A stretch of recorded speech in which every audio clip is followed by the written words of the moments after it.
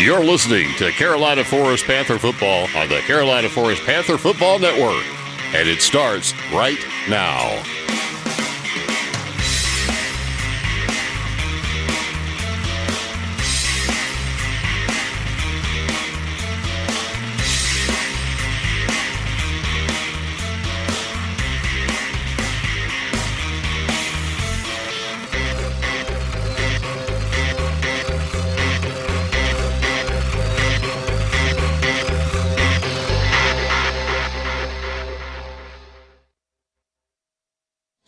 Good evening and welcome to Carolina Forest Panther football action right here on the Carolina Forest Panther Football Network as the Carolina Forest Panthers get ready to take on the Conway Tigers. The rivalry is revived for this year. First time of potentially two times this season as they will face off in this first game. The second game for both teams in this double round robin region format. May count as a region game, may not. We'll have to wait and see. I'm Brandon Biskobing. I'll be bringing you all the action. And joining me as usual is Preston Payne as we are here with the Tony McAfee State Farm pregame show. And Preston, the rivalry is renewed. Panthers trying to continue their winning ways against Conway as they are on a 3-game winning streak over Conway and looking to not just continue winning against their rivals from a little up north, but also bounce back from a tough loss 2 weeks ago. And I think with what you're saying about bouncing back from 2 weeks ago against Sumter, it's one of those things where I think it's better to kind of remember that game because you have to set your goal. When you play Sumter later on in the season, you want to show Sumter that you have gotten better since then. You don't want to be another pushover opponent like they kind of were 2 weeks ago. And I think this is a great way, kind of like the game after Fort Dorchester. This is a great game to just kind of settle back into things, second game in region play, and just be able to see Conway for the first time and just kind of ease into the rest of region play. Definitely, I definitely agree with that. That this is the way for them to start building some momentum back. Like you mentioned, trying to get their first official region win at this point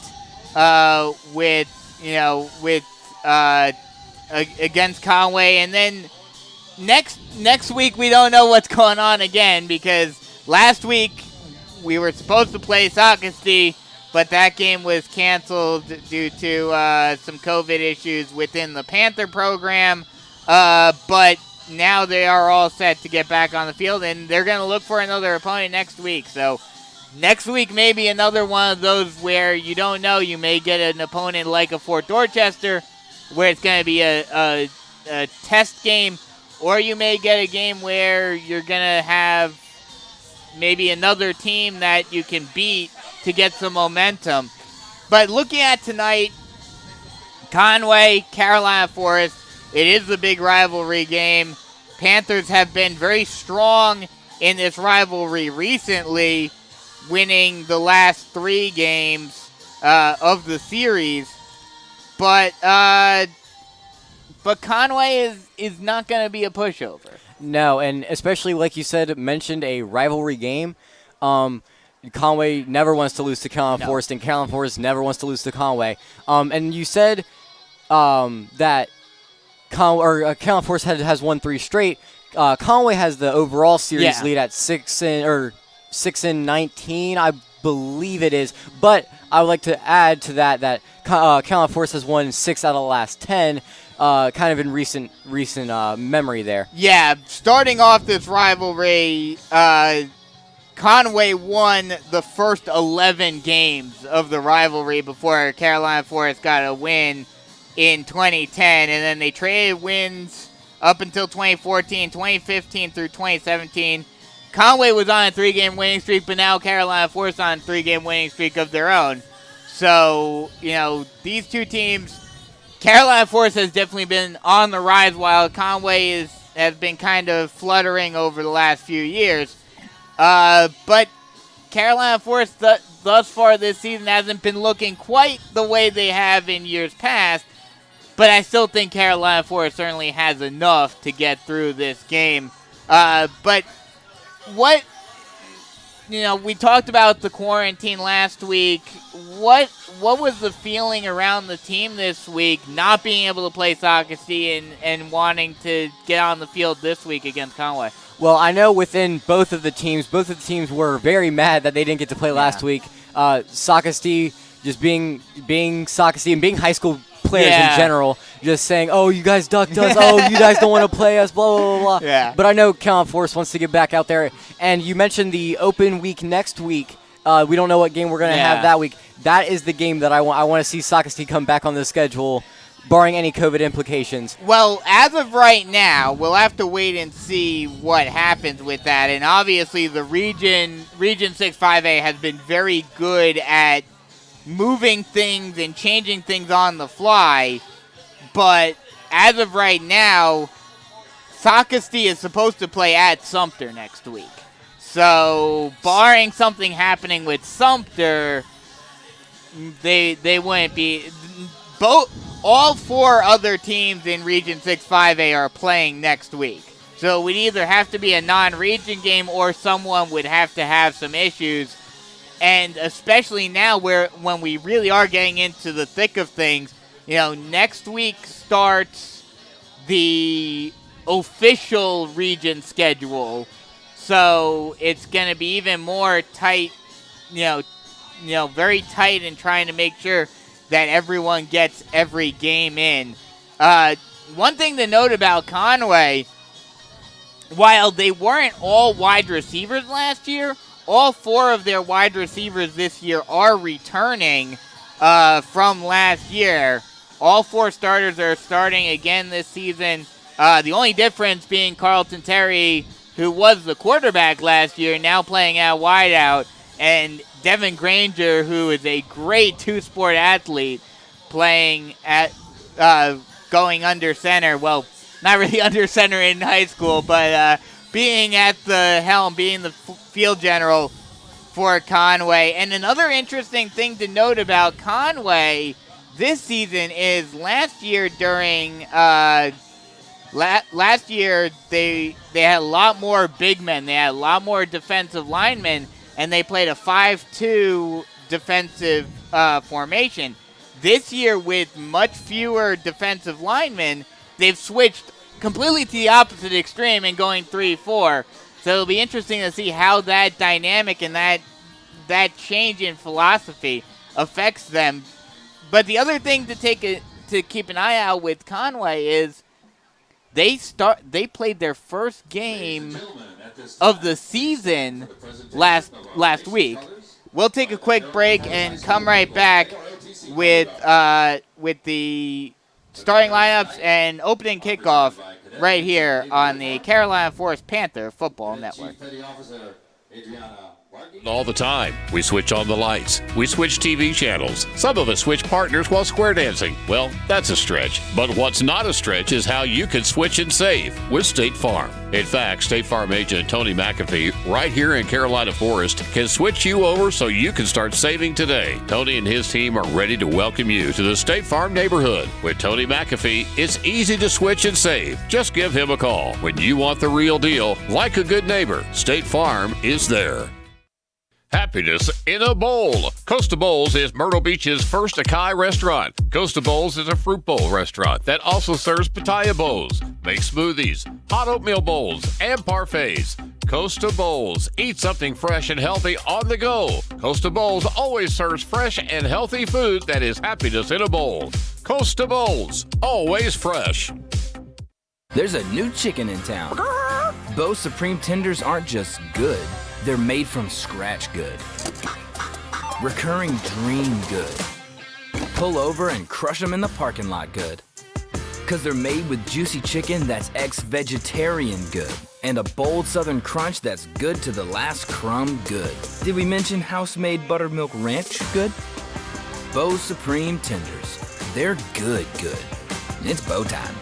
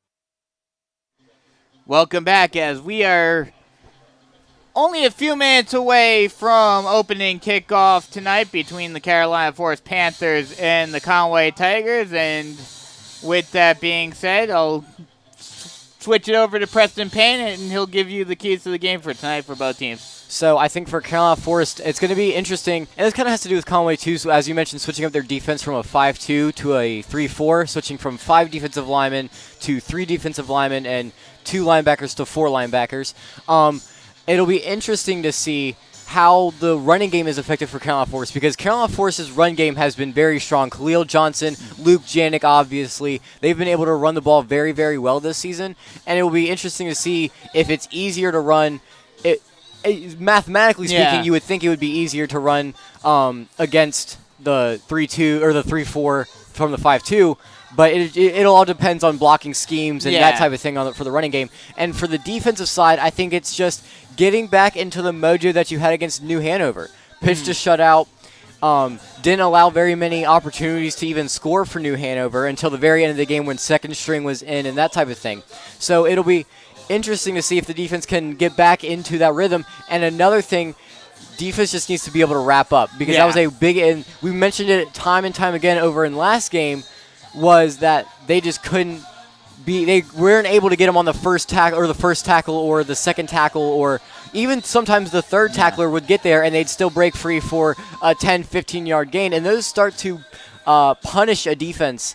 At some point, the defense just doesn't want to play defense anymore, and I think that's kind of what we saw at the end of the Sumter game. Yeah, like you mentioned, that's going to be one of the big keys, is going to be the defense just being able to wrap up the Conway offensive players and being able to take them down. Especially some of the wide receivers, like we mentioned.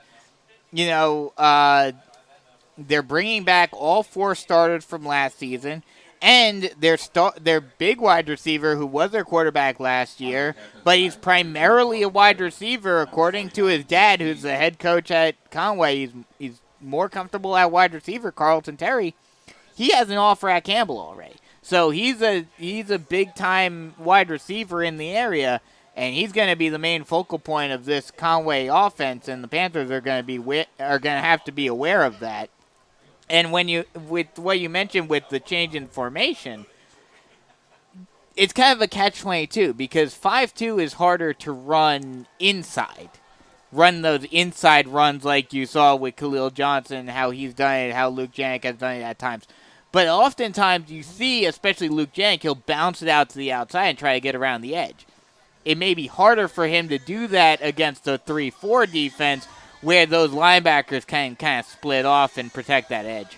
And I think sometimes it's almost the opposite. I think with the speed option type game with Khalil Johnson, like we saw the New Hanover game, 40 yards on one drive, and it was all speed option. Yeah. And when that type of stuff happens, if you can get the outside linebackers, like you mentioned, either left or right outside, to push them for them to bite on that. That's when you set up the triple option game and you hand it off to Luke Janik and let him run for however many yards he wants to.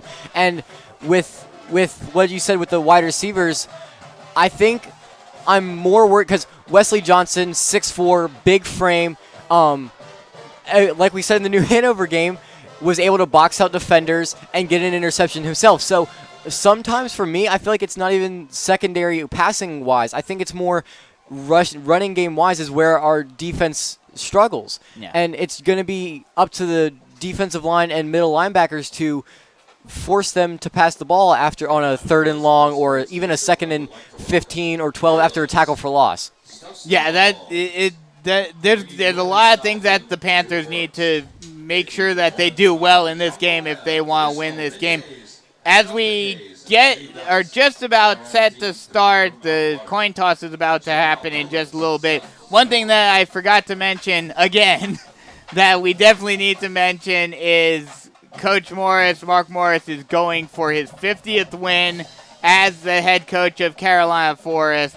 That's a big milestone for this team. Already he has the record for most wins as a Panther head coach, and he's looking to get his 50th here in Carolina Forest. And, he's just been such a big part of this program's success.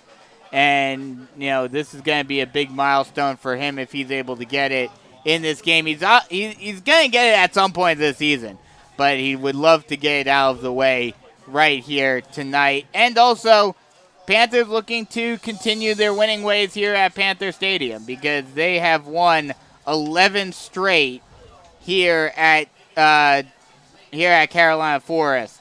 So they would love to continue that hot start as the Panthers, not sure who won the toss, but either way, the Panthers will kick it off. This has been the Tony McAfee State Farm pregame show. We are just about underway, and we are underway as it is a low kick, and the Tigers will take over. Jameek Dukes makes the catch, and the Tigers will take over at the 35-yard line.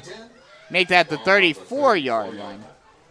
So that's where the Tigers will take over. We'll get you the starting lineup for Conway in just a second. And I think the atmosphere in here is kind of rocking because of this rivalry game. There's very little empty seats here in the bleachers. Yeah, it built up very quickly as the first down play is a run. They'll hand it off to Israel Graham. That is actually Rodney Huggins who makes the run and will get a gain of 4. So it'll be 2nd and 6 for Conway. And good tackle by Luke Janik. We mentioned in the pregame that we hadn't been able to wrap up and hadn't been able to get to him on the first tackle or the first hit. Yeah. And right there, Luke Janik being able to wrap up for minimal gain. Luke Janik, he's primarily known as an offensive guy, but is good on the defensive end as well. Shotgun set, 2 running backs in the backfield, 2 wide receivers on the far side. Snap, fake handoff, screen pass over to the far side, is caught and taken close to the first down marker. That is Aiden Brantley, who gets close to the first down marker. We'll see if they will give it to him. Yeah, they will give it to him, so it'll be 1st and 10. And we've seen this type of play a bunch this season. The little RPO, the little bubble out to the wide receiver there, and it just works again. 1st and 10 from the 45-yard line on the far side of the field. Shotgun set to a pistol shotgun set, running back behind Granger as well as next to him. Some motion, and there is a whistle. Looks like it's going to be false start on Conway. Offside. Oh, no, it's actually going to be called on Carolina Forest, an offsides call. So that'll move the ball up to the 50-yard line and give Conway a 1st and 5. One thing we forgot to mention during the pregame show that I wonder how this will impact the game. I mentioned it before we went to break, how Conway just got on the field last week for the first time, while Carolina Forest had a week off. I wonder how that will affect things. Shotgun set, 3 wide on the near side. Granger gets moved out of the pocket. He scrambles near side and throws it to the sideline, and it will fall incomplete. Was trying to go to Cam Alston, but it will fall just a little in front of him, and it's now 2nd and 5. And you see the mobility right there, and he was able to get out of the pocket. There was good pressure by the defensive line there, but able to get out of the pocket and just couldn't make the throw on the sideline. Devin Granger, a very mobile quarterback. Ashley Smith, the Conway broadcaster, compared him to Michael Vick with that lefty with that lefty throwing motion and his mobility. Quite the comparison. Shotgun set, 3 wide on the near side. Snap. Fake handoff. Granger breaks out, and he will get wrangled down by a couple of Panthers. That is, I believe that's number 29. Oh no, it was number 35. Balls back to the 45-yard line. It's 3rd and 10. Just a little warning. We've been experiencing some technical difficulties. R.J. Williams made the tackle. And that was just a miscommunication by Conway. He didn't know which side the running back was going to, and he had to scramble out, and he got sacked.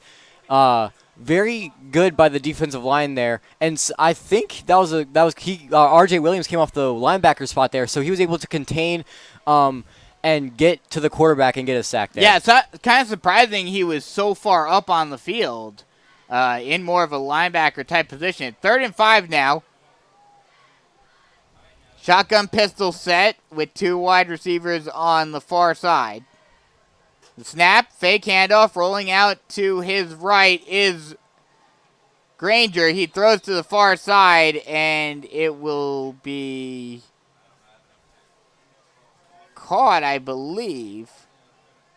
But it will short. It will not be enough for a first down, definitely. It'll be a gain of 8. It'll be 4th and 2 now from the 40s, from the Carolina Forest 47-yard line. And it looks like Conway may be going for it. And I think in this part of the field, especially in high school where you go for it more anyway, I think that's the right call here. Now, this is going to be big for our defense. Will they get off the field right here? Shotgun pistol set again.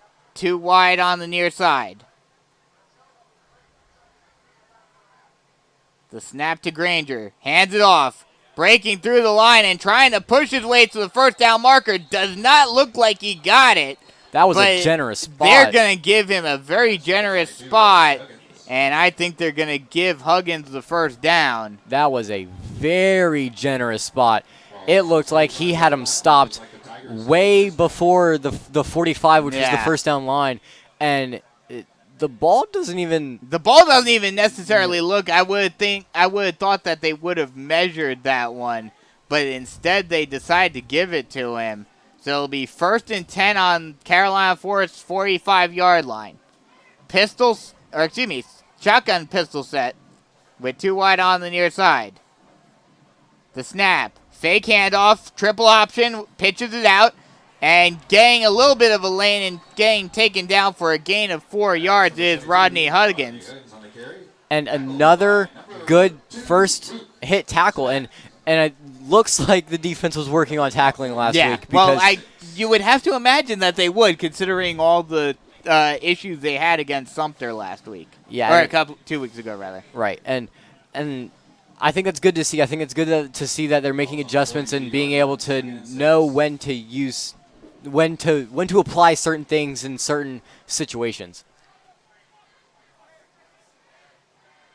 Shotgun set, 3 wide on the far side. Granger, motion offense, and the whistle is blown. Looks like false start. False start. So this time it will be a false start on the Tigers. So that'll push them back to the 46-yard line and make it 2nd and 11 now for Conway. So now, this was one of my keys to the game. Can you force Conway to throw the ball? Because that's where I think that this Carolina Force defense strong suit is in the secondary and throwing the ball. So it'll be interesting if Conway runs it here, that it needs to be a short gain because Carolina Force needs to force Conway to throw the ball. They'll go with the shotgun pistol set once again. 2 wide on the far side. Snap. Rolling out to his right, looking is Granger. Granger now tries to run it himself, and he'll step out of bounds for a loss of a couple. A pretty big loss is taken out of bounds at Conway's 48-yard line. He ran backwards a lot more than it looked like on that play, and he ended up just stepping out of bounds. And was a untouched sack right there for this Carolina Force defense. And Granger and maybe that's what the Panthers need to do. We talked about it a couple of weeks ago against Sumter. Just force. They don't even need to tackle. Just force the player out of bounds. And one thing I'm noticing from Conway is a lot of design QB motion to the outside, and it'll be interesting to see how that impacts the game. So this will set up a 3rd and 15. Shotgun set, 3 wide on the near side. Actually, pistol set. 46-yard, or the 36-yard line. and he will be just short of a first down. So this once again will set up a 4th and inches for Conway. And I couldn't tell who it was who got through the gap there, but they got in quick, and they just couldn't wrap up. Couldn't finish the tackle. Yeah, and that would have been a big loss. That would have forced Conway to punt. So, like we said, Carolina Forest defense, you need to get off the field, but they just can't seem to do it. So they'll go for it once again on 4th and 1. Pistol set, 2 wide on either side.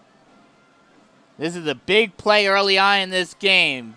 6 minutes left to go in the first quarter. Oh, and he jumped offside. And an offsides call will be made on Carolina Forest, and that's going to give Conway a first down. And that's, I feel like the two things we've said most is tackling and discipline. Penalties, yeah. And it's not even post-snap. It's pre-snap, offsides, encroachment, line up in the neutral zone. Those types of penalties are what's killing this Carolina Forest defense.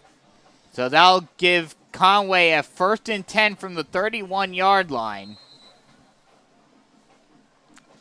And we were talking about in the New Hanover game, long drives for Carolina Forest. This drive has already taken half the clock off the first quarter time. So maybe part of Conway's strategy to keep Carolina Forest offense off the field, but Pistol set, 3 wide on the far side. Snap, screen pass over, and will bounce out to the outside and get all the way down near the 20-yard line is number 7, Jameek Dukes. And that will be enough for another Conway first down. They'll mark him down at the 19-yard line. Ball's on the 18. And just more and more RPO type plays. It's more of a streamlined type offense, though. And those screen passes seem to be working well for Conway as well. Get it to the outside and to your wide receivers, like you mentioned. They're all their returners basically. Shotgun set, trips far side, snaps. Designed run for Granger. He's got some space. He gets around the edge. He gets pushed out of bounds at around the 5-yard line. They'll actually mark him at around the 9-yard line. So that'll set up 2nd and inches for Conway. And you mentioned the speed by the Conway quarterback. And you saw it there. You see the design quarterback runs that they're going to try to get for this offense, and it's just how is Carolina Forest going to adjust to that? Because they haven't really seen that this year. Shotgun pistol set, 2 wide on the near side. Granger takes a snap, hands it off, getting through and trying to get to the goal line, and getting down to the 5-yard line is Rodney Huggins. And just more and more he was able to carry 3 different Panthers on his back and got 2-3 extra yards there. And like we've said time and time again, tackling. So that'll set up a 1st and goal for Conway. Conway trying to put the first points on the board. Shotgun pistol set with 2 wide on the near side. Snap. Hands it off. Huggins will try to blast through the line, and he gets stuffed after a gain of maybe 1. So that'll set up a 2nd and goal from the 3-yard line. Takes the ball down to about the 3-yard line. And we were just mentioning tackling, and that was actually a good job by the Carolina Forest defense with limited fields behind them, being able to tackle on the first from the defensive lineman. And this is a huge drive. Yeah. We've said it probably twice on the 2 4th down plays, but this is a huge drive to get some momentum for the Panthers. Shotgun pistol set, 2 wide on the near side. Snap, hands it off again to Huggins. Huggins tries to bounce back inside and tries to just push his way, and they did not blow the whistle, and he pushes his way. The line and Huggins pushed their way through the Panther defense into the end zone for the Conway touchdown. And it looked like he got stood up at like the 2 or the 1 or the 2, and then they just wouldn't. They just wouldn't blow the whistle. Yeah. Which, I mean, you can never wait for the whistle to be blown, obviously, but it's just been interesting how they've called forward progress so far. But nevertheless, should have tackled him anyway. It shouldn't have even Absolutely. been a thing. It's just seems to be the story. The kick is up and no good by Connor Todd. It was actually blocked, so the Panthers will take over on offense. Their first chance to get the ball with 3:50 left to go in the first quarter. Conway up 6-0 here on the Carolina Forest Panther Football Network. We do it all the time. We switch on the lights. We switch TV channels. Some of us switch partners while square dancing. Well, that's a stretch. But what's not a stretch is how you can switch and save with State Farm. In fact, State Farm agent Tony McAfee, right here in Carolina Forest, can switch you over so you can start saving today. Tony and his team are ready to welcome you to the State Farm neighborhood. With Tony McAfee, it's easy to switch and save. Just give him a call. When you want the real deal, like a good neighbor, State Farm is there. Welcome back as the Panthers get set to start their offensive night, with Conway getting ready to kick it off after giving up a touchdown to start off the game on the first drive by Conway. And again, this looks like another game that the Panthers are going to need to rely on their offense to keep up, and maybe, hopefully, with the field goal being missed, maybe take a lead in this drive. Yeah, and I think that's one of the things that, unlike the Fort Dorchester game, I think we can rely on our offense in this game. High kick is caught and fielded at the 15-yard line, and Anthony Aponte will get taken down at the 30-yard line. So that's where the Panthers will start off with the ball on offense. Ball comes back to the 30-yard line. And the first chance to see Scott Saylor and co.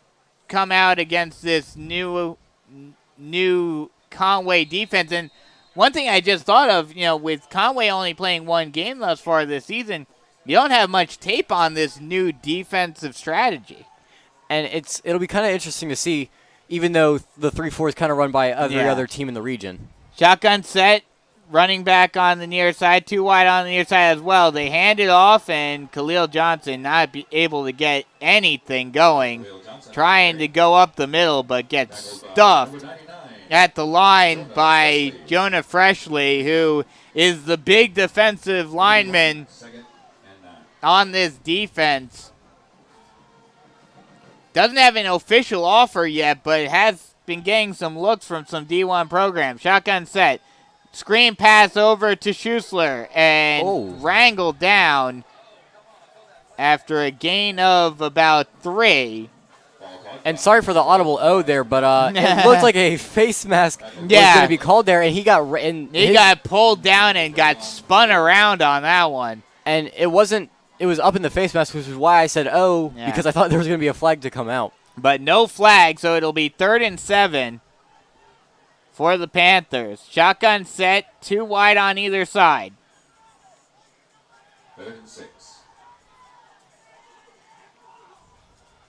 Saylor takes the snap, speed option. He'll keep it himself, and he gets taken down at around the 46-yard line, and that will not quite be enough for the first down. It'll be 4th and 3. And they're going to go for it. Shotgun set, 2 wide on either side. Hurry up offense. Saylor now looking to the sideline for a call. Deciding not to go hurry up. Motioned Johnson from near side to far side. Now they pitch it out to Johnson, and he gets absolutely crushed in the backfield. I believe that was number 49, Gene King, who made the tackle, the defensive end, and that is a huge stop for Conway, and they get the ball back on Carolina Forest's 36-yard line, and they could take a 2-touchdown lead right here. And I And it's just one of those things where that's a play call that has worked time and time again. And I think in the same situation, Carolina Force would run that same play again, and they just... I think what it is that they've been running it so successfully, but now Conway, I'm sure, has been watching tape from the Fort Dorchester game, from the New Hanover game, seeing how that play worked, and realizing how to read it and react to it. Yeah, and it's just one of those things where Carolina Force has more tape on them. Conway doesn't have as much tape on them. As other way around. Yeah, Carolina Force has a lot of tape. Okay. They've played more I get what games, you're saying. I get what you're saying. Conway now. hasn't. Yeah. They haven't played a lot of games, yes. so it's one of those things where you have more. Conway has more tape on Carolina Forest, yes. and it's just one of those things where they kind of know what they're gonna. Their tendencies are. Yeah. And that's what I was saying with the defense was, how much is that going to impact things? Because Carolina Forest, they only have the one game to go off of for this new defense. And it looked like the ref was talking to Coach Mark Morris. I don't know what about, but he was visibly upset about that play call. Shotgun set, pistol set, 2 wide on either side. Snap, hands it off. Going far side, breaking around the edge, spin move, and getting pushed out of bounds at around the 25-yard line is number 20, Alex Glover. And that's a big gain for Conway. And that will set up a second and a couple. Another first down. They did get enough for the first down. No. There's a penalty. A holding call on Conway. So that big run, fortunately for the Panthers, gets pushed all the way back. And now will be a 1st and 15 from the 42. Lucky break for the Panthers. Pistol set, 3 wide on the far side. Snap. Screen pass out to the far side. Trying to break around the edge. Using his speed and getting all the way down is Jameek Dukes. Getting all the way down to around the 27-yard line. So that'll set up second and short. 2nd and 1. And just another screen pass like we've seen all day to get their speed guys out into space. And it worked again right there. Auto bowls and parfaits. Costa Bowls. Eat something fresh and healthy on the go. Costa Bowls always serves fresh and healthy food that is happiness in a bowl. Costa Bowls. Always fresh. Welcome back as the Panthers are trying to keep the Tigers from scoring again and extending their lead even further. Already up 6-0 with 50 seconds left to go in the first quarter, and this is not the way Carolina Forest wanted to start this game. And it started with the defense not being able to get a stop on the opening possession, taking a lot of time off the clock, I should say, and then the offense getting stopped on 4 straight. Shotgun set, 2 wide on the far side. Actually, shotgun pistol set. 3-step drop, getting some pressure, throwing it deep, and incomplete. That was a deep shot to the end zone there. And it looked like he almost hauled it in there by number 1. And it was Cam Alston who was the intended receiver trying to go into the end zone on a go route, but just a little overthrown. And I think that play call there is just knowing that you have trust in your running back to pick up the 1 yard on 3rd and 1 there. So 3rd and 1 now. Shotgun pistol set again. 2 wide on the far side. Snap. Speed option. And this time Granger will get wrangled down in the backfield for a loss of 4. And another great. That was kind of the 3rd time that we've seen pressure on the quarterback almost immediately. And that's a big sack right there because that pushes them back into almost passing distance there. And that was one of my keys to the game is forcing Conway to pass the football. It seems like they're marking forward progress because they're marking it a lot further up than I initially thought they were going to, because he was brought down At back the by the 35. 35-yard line, but they're marking him down at the 32-yard line. And that will end the first quarter. So a rough quarter for the Panthers as they head into the break with down by 6-0. It's fourth down, though, after that big sack. And they will look to hold the Tigers to 0 points on this drive when we return here on the Carolina Forest Panther Football Network. There's a new breakfast in town. Our new Bo's Chicken Biscuit isn't just good. With a scratch-made, fluffy buttermilk biscuit and bold, crunchy, hand-breaded fried chicken, it's convert to a morning person good. Just found your new go-to good. Capital G-O-O-D good. Because our breakfast is the kind of breakfast that eats other breakfast for breakfast good. Bo's Chicken Biscuit. It's good. It's Bo time. Welcome back as we get set to start the second quarter.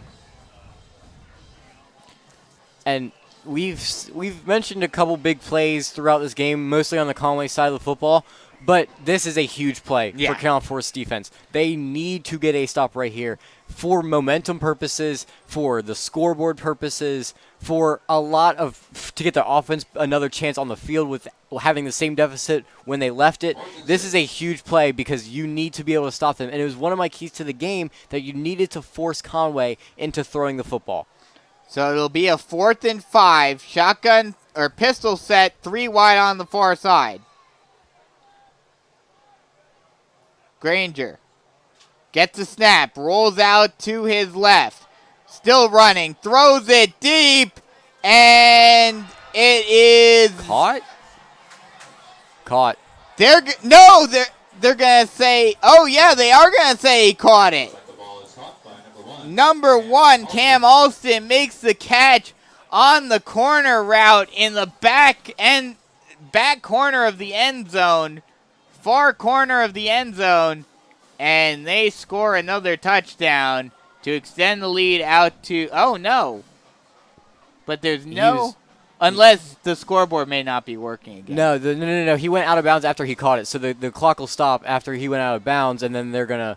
Oh, I thought it was in the end zone. No, so he actually went out of bounds at the 1-yard line.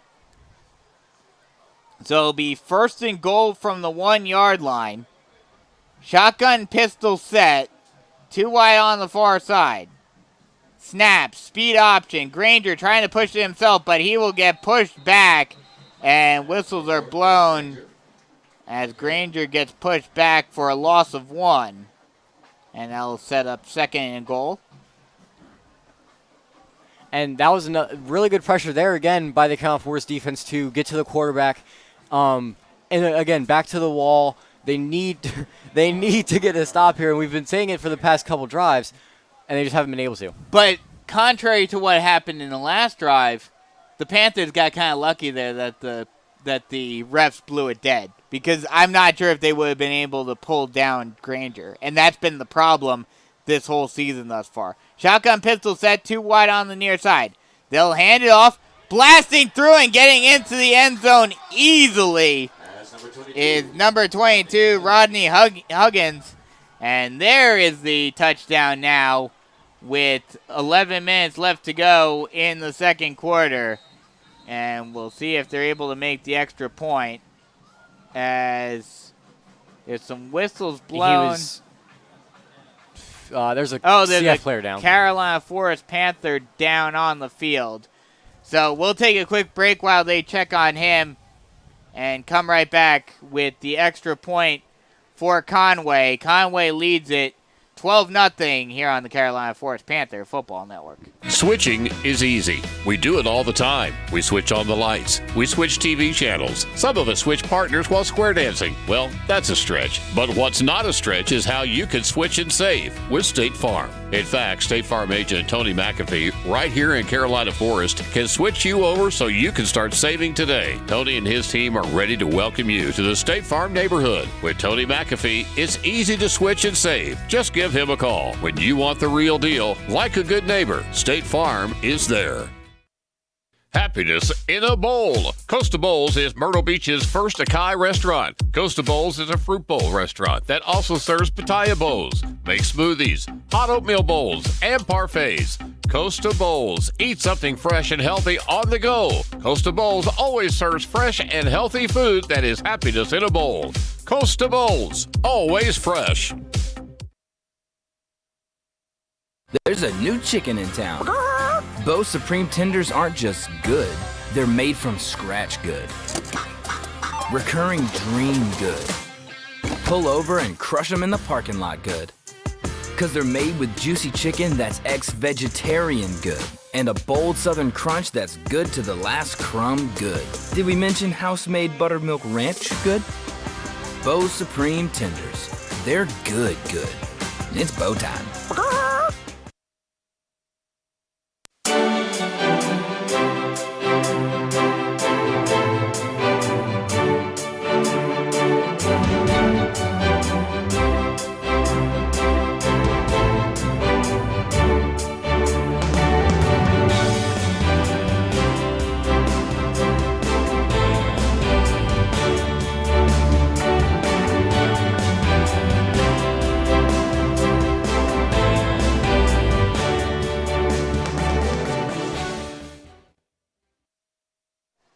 Welcome back as the injured player gets taken off the field, and we're getting ready for the extra point. As Conway looks to extend their lead up 12-0 currently. Just Connor more running. Yeah, I'll let you finish. It was my bad. Connor Todd in there for the extra point. I'll say what I was going to say after the extra point here. The extra point is up, and this time it is good, so that'll extend the lead to 13-0 for Conway. And so I guess I'll take back what I said about the passing game.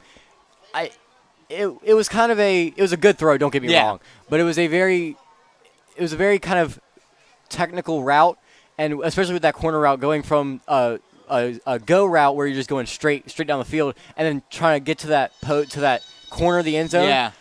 It's just a very technical play, and the defense was there. It was just a really good throw that set him up for the 1-yard gain.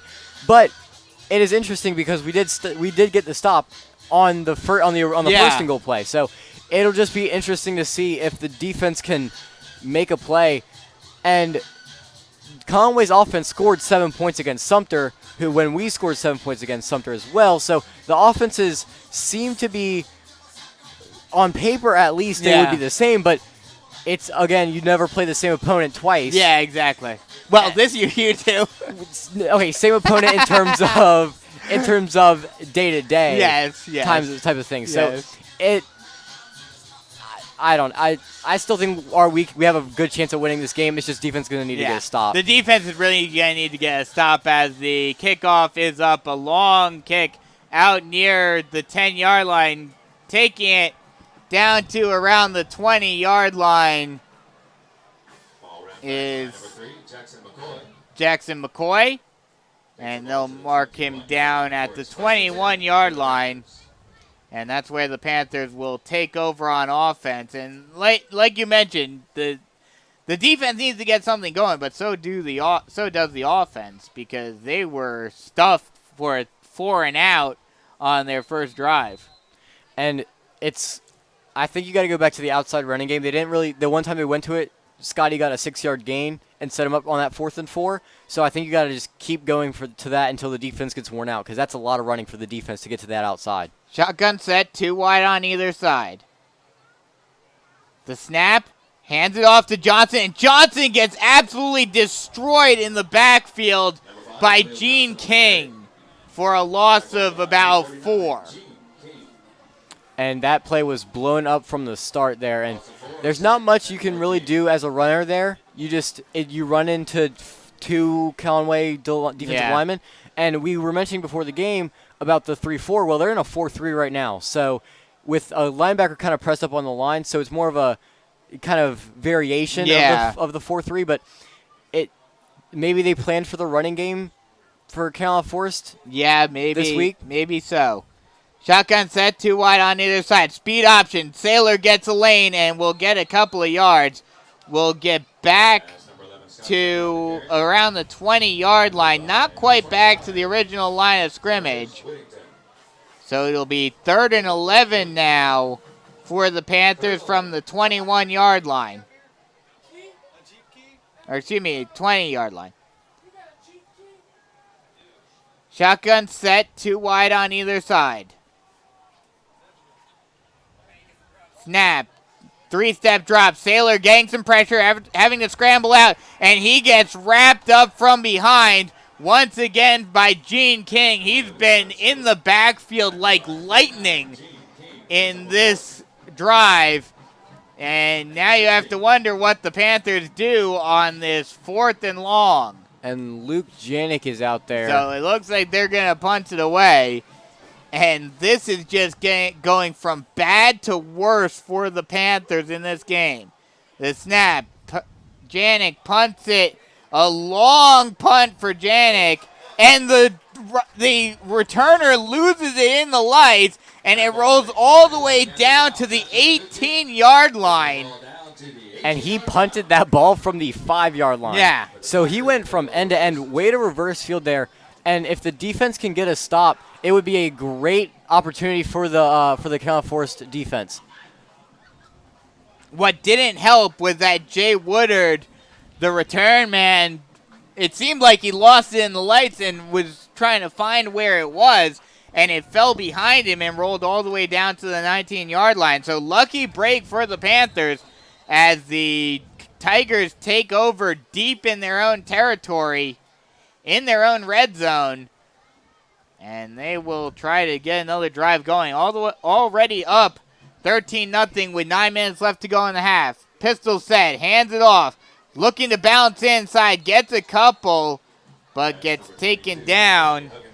Rodney Huggins once again with the carry, and he'll get a gain of about 3. And good tackling there. And the Carolina Forest defense needs a stop here. And there's no ands, ifs, or buts about it. They need a stop here. It's just whether or not they can get it. And we've talked about this before, but I wonder how much the fact that Conway is running a regular huddle offense has an impact on this defense. Shotgun, pistol set, 3 wide on the far side. The snap. Hands it off to Huggins again, but he gets wrapped up, but it breaks the tackle. Now he's still going, breaks another tackle, and finally gets wrangled down at the 41-yard line for a Conway first down.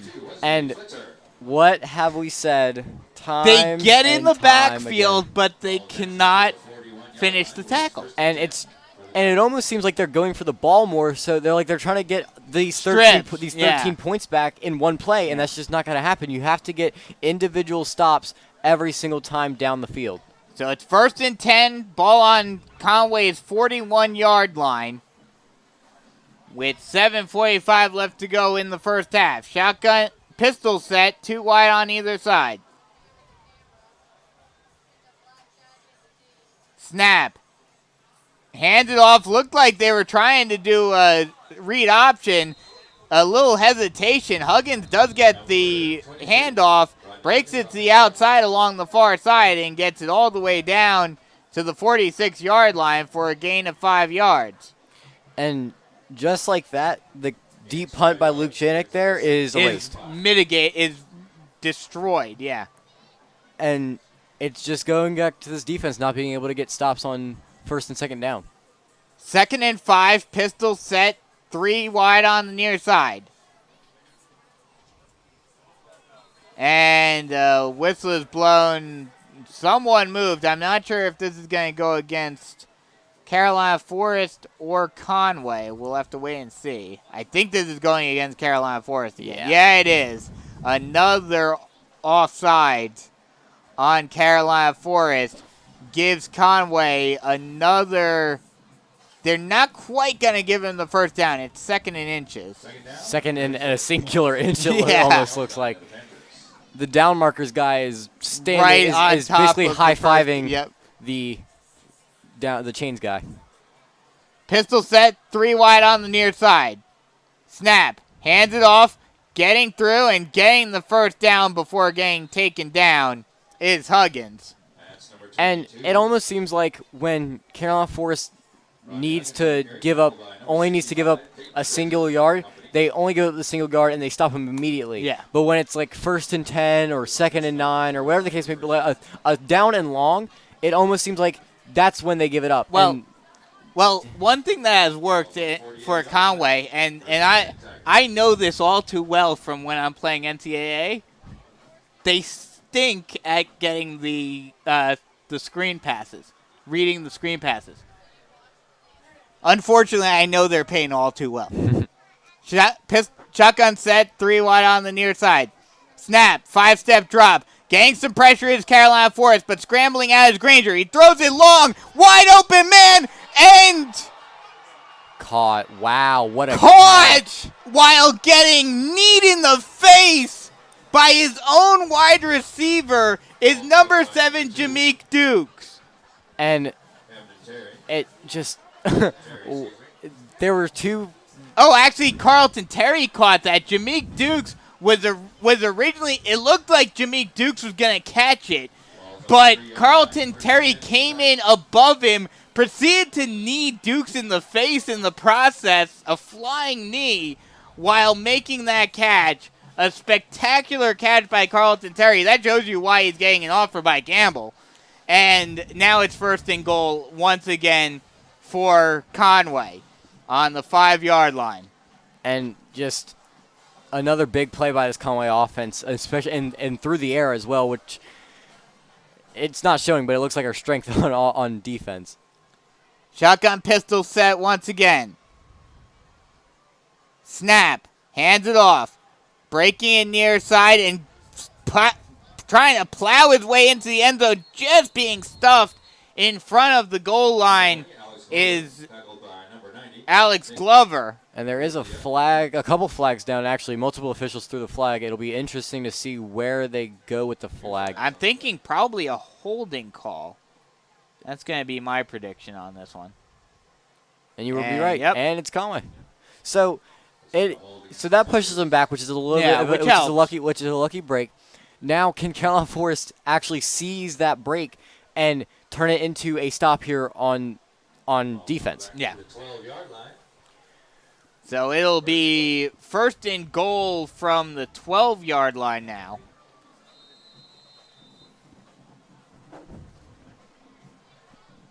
Carolina Forest just trying to stop them. And the good thing, though, for the Panthers, if you really think about it, shotgun set, 3 wide on the near side.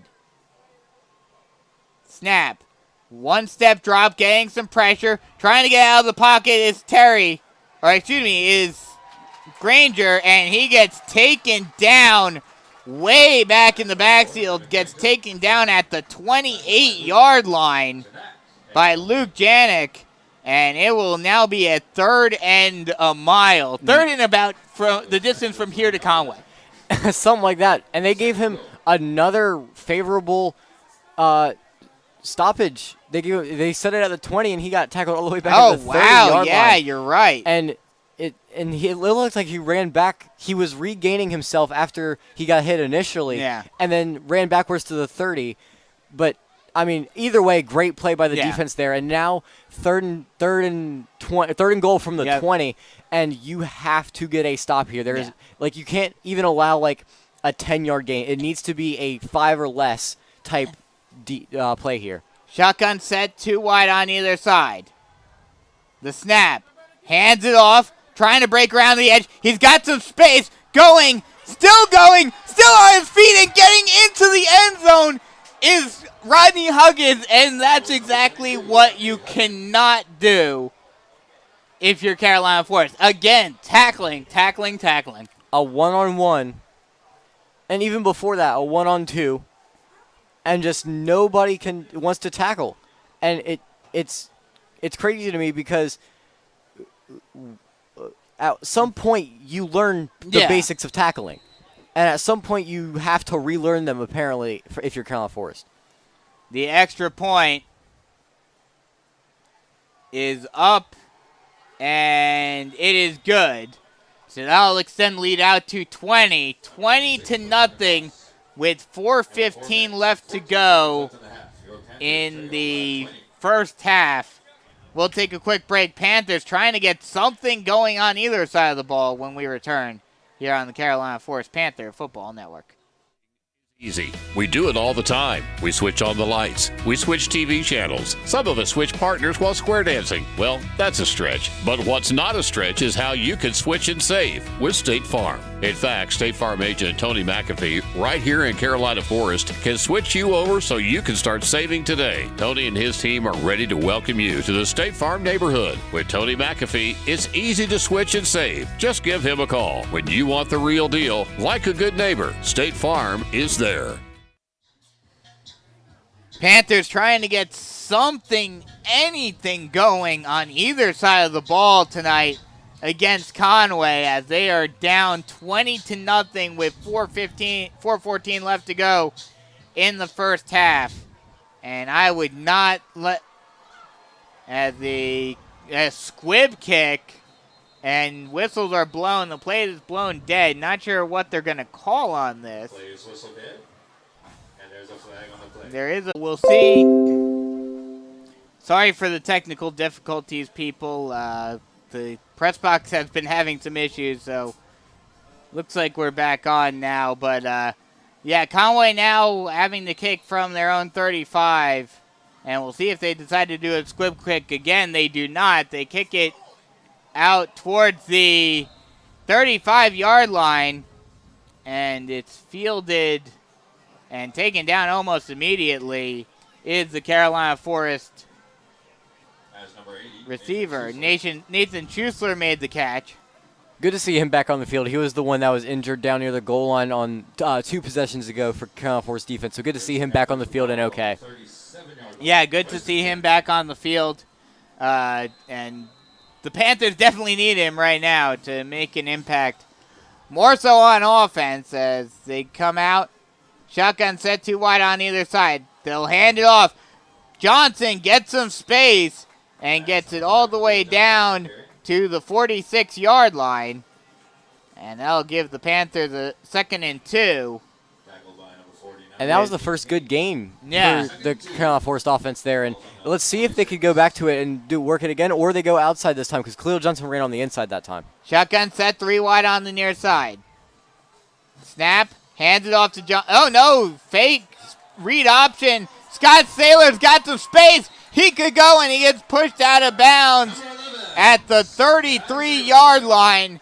And that's enough for a Carolina Forest Panther first down. And that was a big, well-ran read option by Scott Saylor right there. And that was one of those things where you set that up with the Khalil Johnson inside run that went for 6 yards the play before, and then you set it up and go read option with Scotty, and he got a big gain right there. Yes, he did. So now it's 1st and 10. They'll hand it off to Johnson. He won't get much this time around. They'll say he did not get anything. He did get back to the line of scrimmage, so it'll be 2nd and 10 now. Shotgun set, 3 wide on the near side. The snap. Looking near side, passes it, caught. Number That's 3. Jackson McCoy makes the catch. And he kind of just sat in that zone right there and was able to get the pass, kind of like we've seen Anthony Aponte do time and time again, kind of sit there and wait for the pass to hit him, and Scotty was able to find him. So that'll bring him down to the 26-yard line. Sets up a 3rd and 3. Shotgun pistol set, 2 wide on the far side. Hands it off. to Janik. Janik gets around the edge. He could go. He's got a blocker in front of him, and he will get taken down at around the 4-yard line. And that was down to the 2. He dove at the pylon there, and Yeah. they're going to mark him down at the 2-yard line, which is where there's a flag, I think. There's a flag down bringing on him the field. They may be back. bringing this one back for a holding. So we'll wait to see. Yeah, it's a holding on the Panthers. And finally, the Panthers get a big run, get a big gain, but it gets brought back by a penalty. And that seems to be one of the other stories of this season is get a big gain and then penalty. Get a good stop on defense, penalty. Like it just seems to be that type of season so far. So it'll now be a 3rd and 11 from the 34-yard line. Shotgun pistol set. 1 wide on either side. They're actually going 2 running backs on the shotgun. They'll pass it out, and it's intercepted. That is the cornerback, Jamarius Woodbury, who makes the catch. Showing off his basketball skills. He's also on the basketball team, showing his hops there.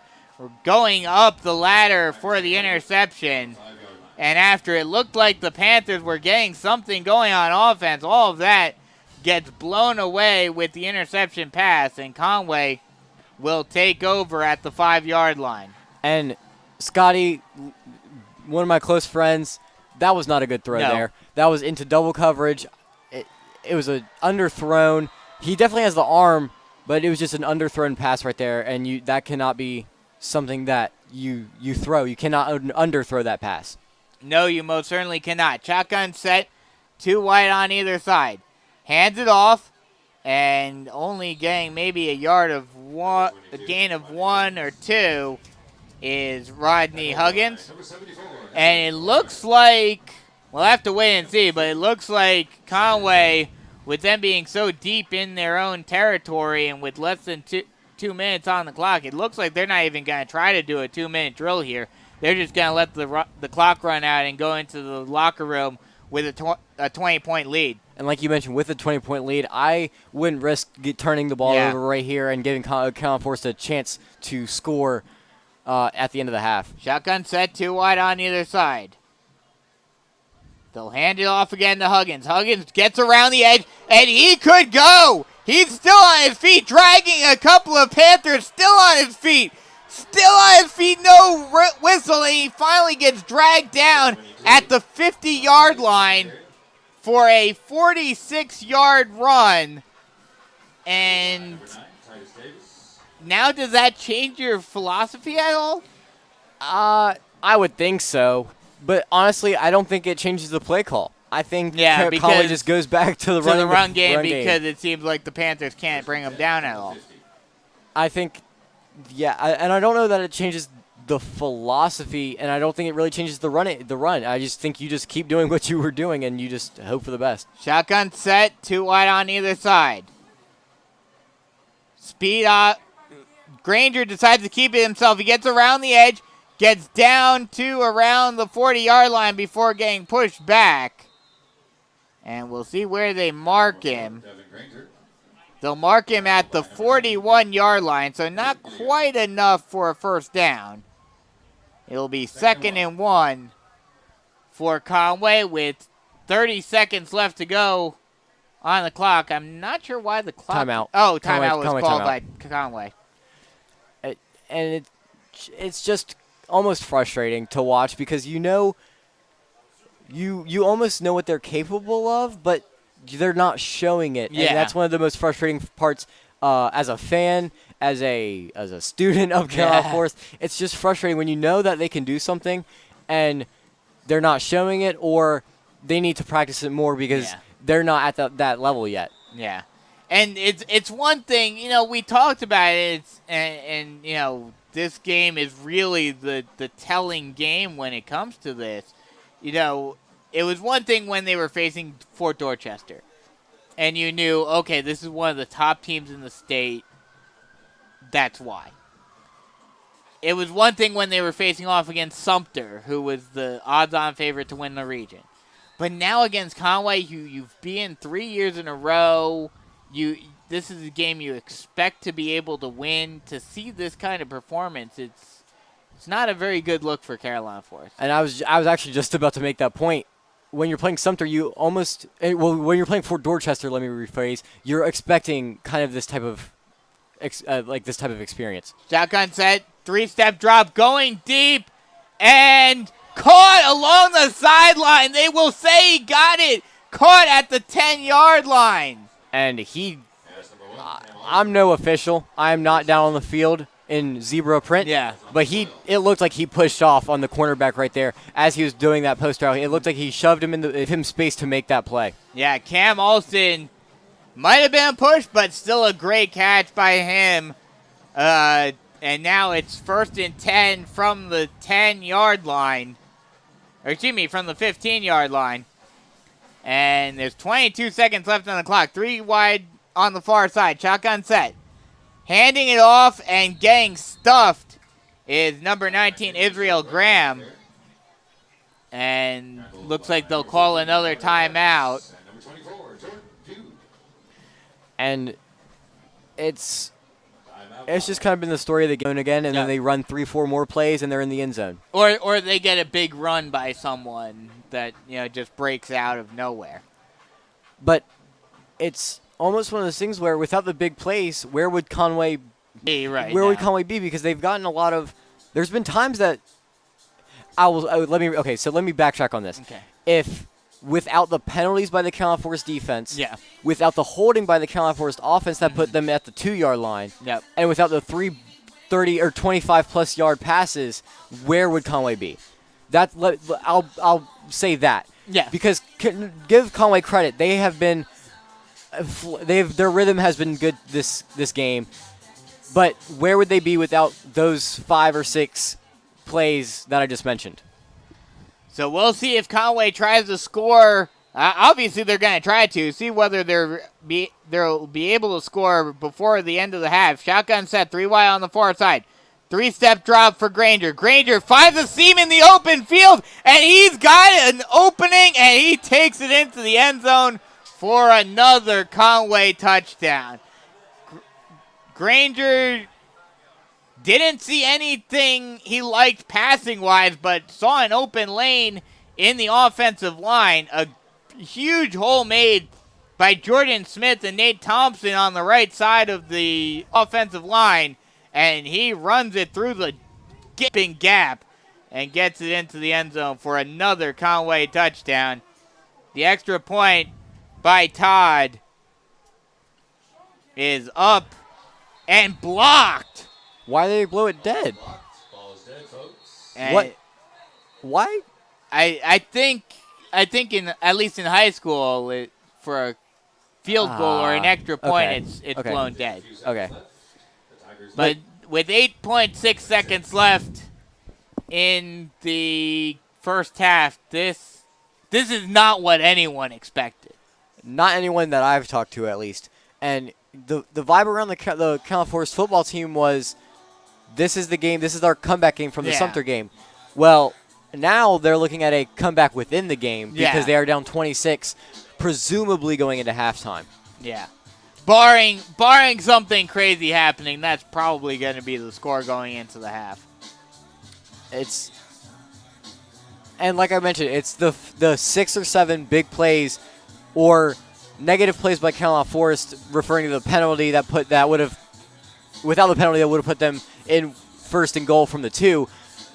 Without those 6 or 7 plays, where is this game? And Yeah. obviously we're speaking in what ifs, but this game has been more about the big plays than it has anything else. Yeah, but, I mean, to be fair, that's how Carolina Forest won a lot of games last year, too, where a big Luke Janik run would give them a touchdown or easy field position. As the kickoff is put out down to the 15-yard line, breaking a few tackles and getting all the way down to around the 35-yard line is Anthony Aponte. But with 3 seconds left, I mean, Do we see Scott Saylor try to heave one up, or do they just basically knee it down and send it to half?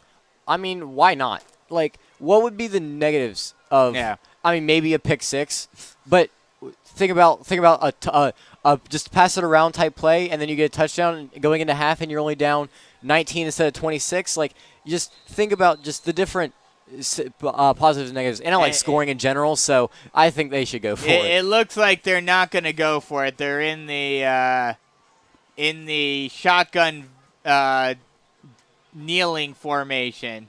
So it looks like Saylor will just knee it down, and he will. And that will send us to the half, and a score that I don't think anyone would have expected to be saying at the beginning of this game. Conway leads Carolina Forest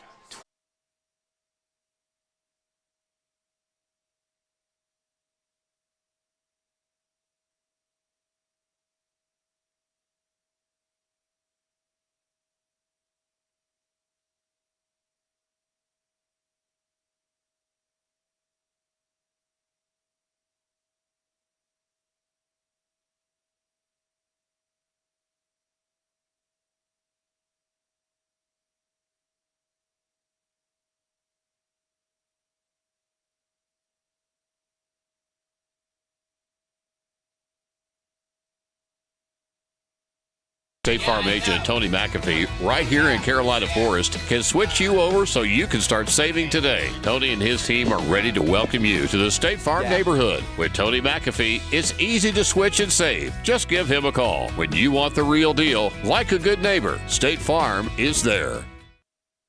Happiness in a bowl. Costa Bowls is Myrtle Beach's first Acai restaurant. Costa Bowls is a fruit bowl restaurant that also serves pitaya bowls, makes smoothies, hot oatmeal bowls, and parfaits. Costa Bowls. Eat something fresh and healthy on the go. Costa Bowls always serves fresh and healthy. There's a new chicken in town. Bo Supreme Tenders aren't just good, they're made from scratch good. Recurring dream good. Pull over and crush them in the parking lot good. Cause they're made with juicy chicken that's ex-vegetarian good. And a bold southern crunch that's crumb good. Did we mention house-made buttermilk ranch good? Bo Supreme Tenders. They're good. It's Bo time.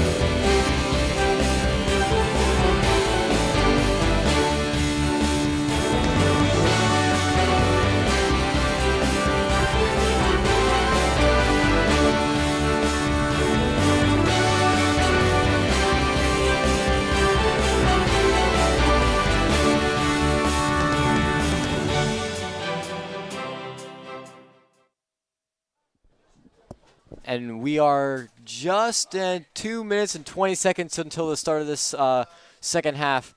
And it'll be interesting to see whether or not this Panthers defense can get a stop here, or if really the offense. Yeah. Because I was expecting more of a high-scoring game, if anything. The Carolina Forest offense has been limited to 0 points. It's been high-scoring on one side. Yeah, but that's not the side we want. Well, of course not. But like I was saying, the offense I was expecting more of. Everyone, unfortunately, a very limited and condensed Bojangles Bowtime halftime show this evening due to the technical difficulties. But we're back on, hopefully continuing to stay on, and we're going to get the second half underway. What do the Panthers really need to do to get back in this game? So honestly, I think it'd be quicker to go through what they don't need to do. I just don't have any words because we expected Conway to not. We weren't expecting that to be a blowout, but we were expecting more Carolina Forest to do their own thing and be able to kind of put this game away, and they weren't able to. And it's interesting because how does Carolina Forest move on from this if they don't come back in this game? Because it's like where 6 at the start of half. It's going to be tricky. It's going to be tricky. But before we get into the second half, some region matchup notes and another big game in the area. Let's start with that one. Myrtle Beach is beating Fort Dorchester 21-10. But if there's, you understand this as the kickoff is up, and we are underway for the second half. Fielded and trying to get a lane and getting all the way down to the 40-yard line is Anthony Aponte. So a good gain for Aponte to get a decent amount of yards and get the Panthers start off in prime real estate to get something going, hopefully, on the 40-yard line. And it'll be interesting to see as they start this play. And Sky takes a snap and gets wrapped up immediately on a read option. That was not a good read by Scotty Saylor. It looked like Khalil Johnson had a wide open lane to take if he would have just handed the ball off. Yeah, a bad read by Scott Saylor right there. A loss of 5. So that'll set up a 2nd and 15. And hey, nice job on your first play-by-play attempt. I was just thinking you were adjusting your headset, and I was like, I'll just run with it for this play. There you go. Shotgun set, 2 wide on either side. No Saylor looking over to the sideline. Thought he was about to snap it and then decided to look to the sideline. Almost looked like Conway, the defensive lineman, jumped there, yeah. No call by the ref. Johnson moved from far side to near side. Now Saylor gets set, snaps it, hands it off to Johnson. Johnson gets wrapped up again. Number 5, Khalil Johnson on the carry. And that's kind of been the story of the run game, minus the last drive right before the Scotty interception. They really haven't gotten anything going in the run game, and even really the passing game. Like we've mentioned, the offense hasn't been much better than the defense this game, which is the more surprising part of this game than the defense not being able to slow down Conway. Yeah, the offense just has not been able to get anything going thus far. Shotgun set, 3 wide on the far side. Snap by Saylor, 3-step drop, now 5-step drop, has to dump it off on a screen pass to Johnson. Johnson gets a bit of a gap and gets tackled down at around the 46-yard line. Tackled by number 3.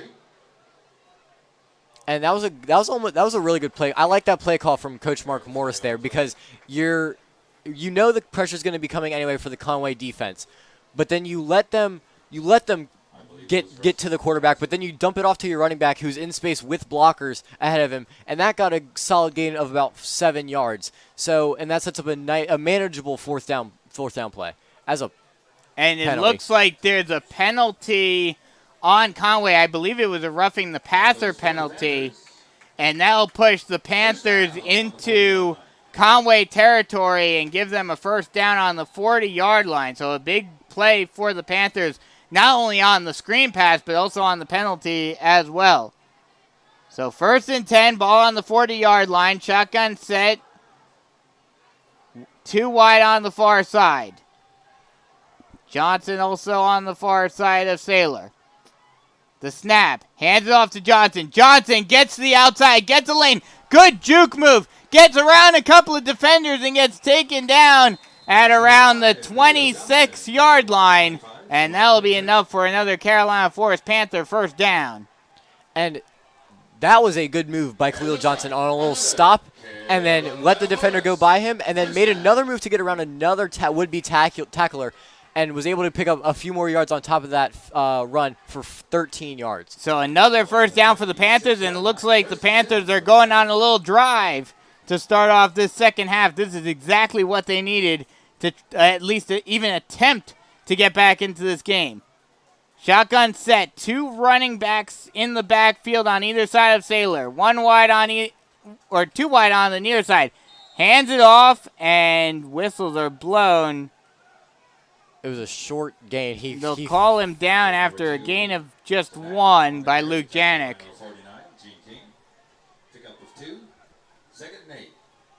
So that'll bring up 2nd and 8. Shotgun set, two running backs in the backfield, two wide on the near side. Snap, triple option, pitches it out to Johnson. Johnson tries to bounce it inside, but he gets taken down by a couple of Tigers, primarily number 3, Justin Hill, the strong safety coming in from the secondary to make that tackle. And he will only get a gain of maybe 1. So it'll make it 3rd and 6 now. And Khalil Johnson able to hold on to that ball. It was a late pitch there, and Khalil Johnson was able to hold on to it to get any yardage at all on that play. That could have been a loss of a lot or a fumble, a turnover. Shotgun set, two wide on either side. They'll hand it off to Janik. Janik tries to bounce it outside, and he will get taken down at around the 15-yard line. They'll mark him down at the 16. And not quite enough for a first down. They're gonna give. Oh no, they will give him the first down. The refs look to be a little bit miscommunicating right now. The down guy with the down marker, he was past the first down line, and they weren't giving him the first down signal until much later. So that'll be another first down. Shotgun set, two wide on either side. 3-step drop for Saylor. Saylor throws it into the back of the end zone, but just a little bit too far for Nathan Schusler. It was T-Mars McCollum. Oh, actually, excuse me. It was T-Mars McCollum who was the intended receiver on that. Schusler was in the area. Yeah. It was intended to the back of the end zone for McCollum. McCollum tried to go on the corner route, but just a little bit too far, thrown a little too far by Saylor. Those are hard throws to make, those touch passes that you have to loft over receivers' heads. You have to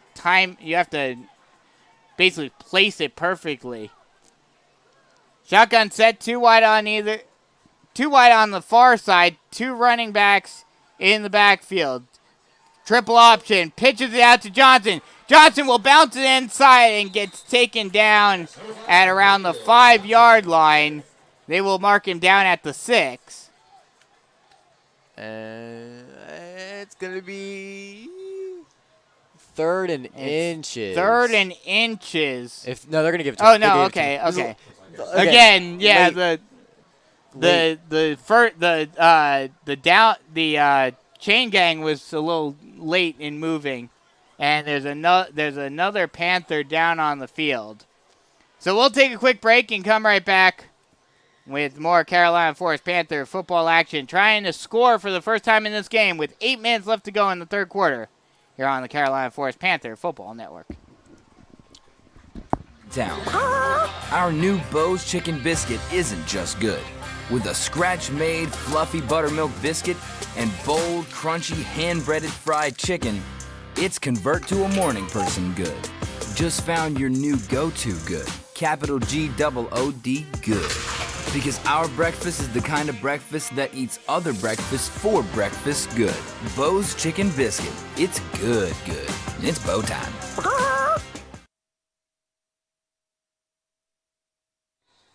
Welcome back, as it was Khalil Johnson who went down. That's not going to be good for the Panthers if he's out for an extended period of time. Shotgun set, two running backs in the backfield, two wide on the near side.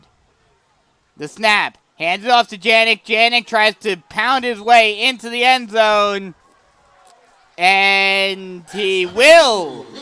Luke Janik punches it into the end zone for the first touchdown of the day, first points of the game for the Panthers. And now they are only down by 20. And I think only as a loose term that you used there, only 20, but it's still great to see points on the board for Carolina Forest. And now it's up to the defense to get a couple stops in a row so that the offense can continue to bring them back into this game. Because, I mean, while, yes, this isn't as the extra point is up and good. So now it's 26 to 7. But like I was saying, while this isn't the offense that they had last year, obviously, this offense can still score points at a rapid pace if they want to. And we saw that in the West Brunswick and the New Hanover games, and even some of the Fort Dorchester games, if we're being honest with ourselves. They were able to move the ball down the field. I don't know what's happened in the past 2 weeks that they haven't been able to score as heavily. Yeah. But they are able to score at a rapid pace. And it's just going to be up to the defense to get a couple stops or even a turnover or a few to get them back into this game. Yeah, that's going to be the key. I mean, this is kind of the same thing we were talking about with the Fort Dorchester game where if the defense could make a couple of stops, the Panthers would be in the game. But that's going to be the key here now is the defense really needs to make some stops. And you brought up an interesting point when we were off the air during the injury of the question of whether or not the Panthers are holding things back because of this technically not being a non-region game. And Mark Morris always saying that he likes using non-region games as basically exhibition games. And you brought up a good point too, though, that you don't know what's going to happen with the other games. Yeah, you don't know because if these two teams aren't able to play their second game, then this game counts as a region game. And so it's kind of one of those catch-22s of, do you want to play like this is a region game and show your hand for something that may be important down the line, or do you play like this is a non-region game and expect to play that next game? I think that because of what we saw from the New Hanover and the West Brunswick games, I think they're changing the playbook up a little bit. I think they're holding some of the stuff that we saw in the West Brunswick game. Yeah. We're not seeing the past couple weeks against Sumter and Conway in this game.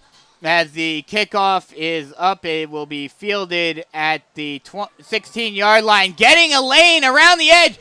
Still on his feet. Trying to break around the edge, but getting pushed out of bounds is number 2, Carlton Terry.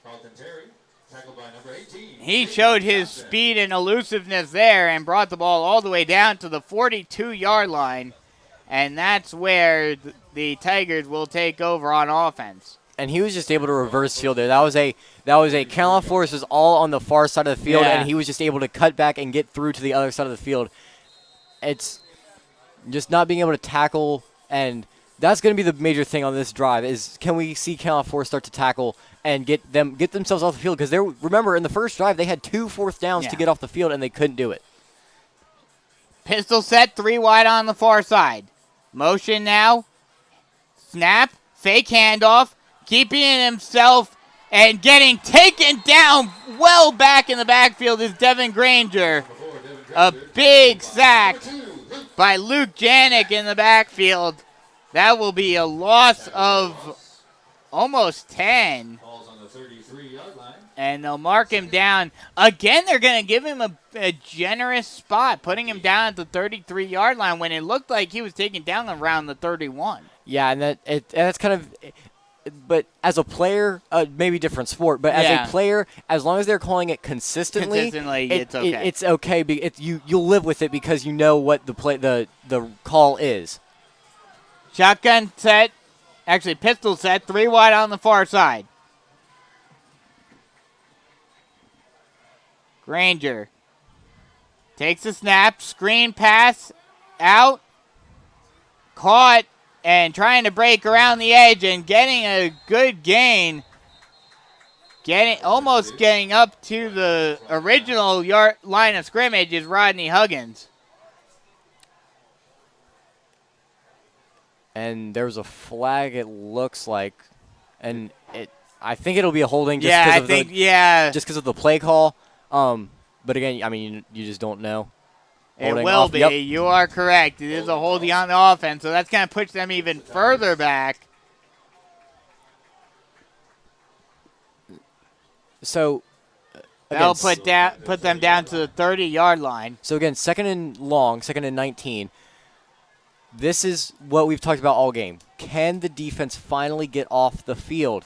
It's like it's deja vu with every single game, depending on the game. It was tackle in 2 weeks ago against Sumter. Now it's get the defense off the field in a timely manner. And now they're pushing the ball forward again. No, they declined. They declined. Oh, the penalty. They decided to decline the penalty. Okay. So it will be 3rd and long. It'll be 3rd and around 14. Ball on the 40-yard line. Shotgun set. Snap. Throws it inside and a big hit. That ball is caught by Aiden Brantley, but a big hit by, I couldn't tell who made that tackle, but whoever made the tackle, it was a great play. And that's exactly what the Panthers need to do. Wrap them up and bring them down. This is a big play. This is going to be 4th and long. And they're going to go for it. Or excuse me, 4th and 4. They're going to go for it. Shotgun set. 3 wide on the near side. Motion. And handoff. It's going to be a handoff. This is my prediction, handoff. And the running back moves back, or the wide receiver moves back. Granger on the run, throws it out. Away. And it will be incomplete, and the Panthers have a turnover on downs. And maybe this is the moment that the Panthers needed to get back into this game. And this was the biggest 4th down of the game, and they got the stop that they needed. The quarterback play action there, rolled to the far side of the field, to his left, and the defense was able to cover the deep post that we saw earlier. They were able to cover the underneath route, and they were able to get a stop. Now it's up to the offense to go down and score again. We cannot have another empty possession in this game. But while this is a little different, and it's not as big of a lead, I will say.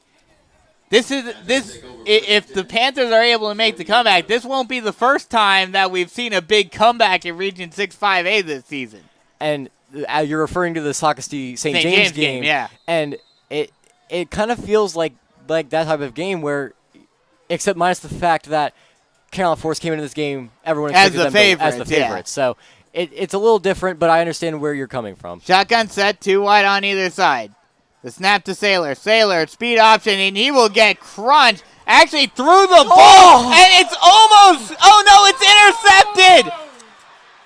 Intercepted and bringing it back and finally getting pulled down at around the 47-yard line is Cam Alston, who is out in the safety position. There is a flag down, but it looked for a second like Scott Saylor was going to be brought down. It looked like it was originally going to be a speed option play. But Saylor just decided to fling it up in the air, trying to get it to T-Mars McCollum. But Alston jumped in front of the pass and was able to bring it all the way back, almost into Conway, into Carolina Forest territory. Now, I will say there's a flag down right now, but so we'll have to wait and see what the flag is and what this will mean. I want to say it was after the interception, which would keep the interception standing. Yeah. But it was in T.J. McCollum, or it was in McCollum's hands. Yeah. T-Mars McCollum. T-Mars McCollum, yeah. It was in his hands, and he just he went to go put it under in a running position, and just kind of swung the ball up in the air in that motion, and it was an interception there, and it was after the interception, so it'll be well, no, there's 2 penalties apparently. But the interception will still stand. It was an illegal block in the back and a holding by Conway.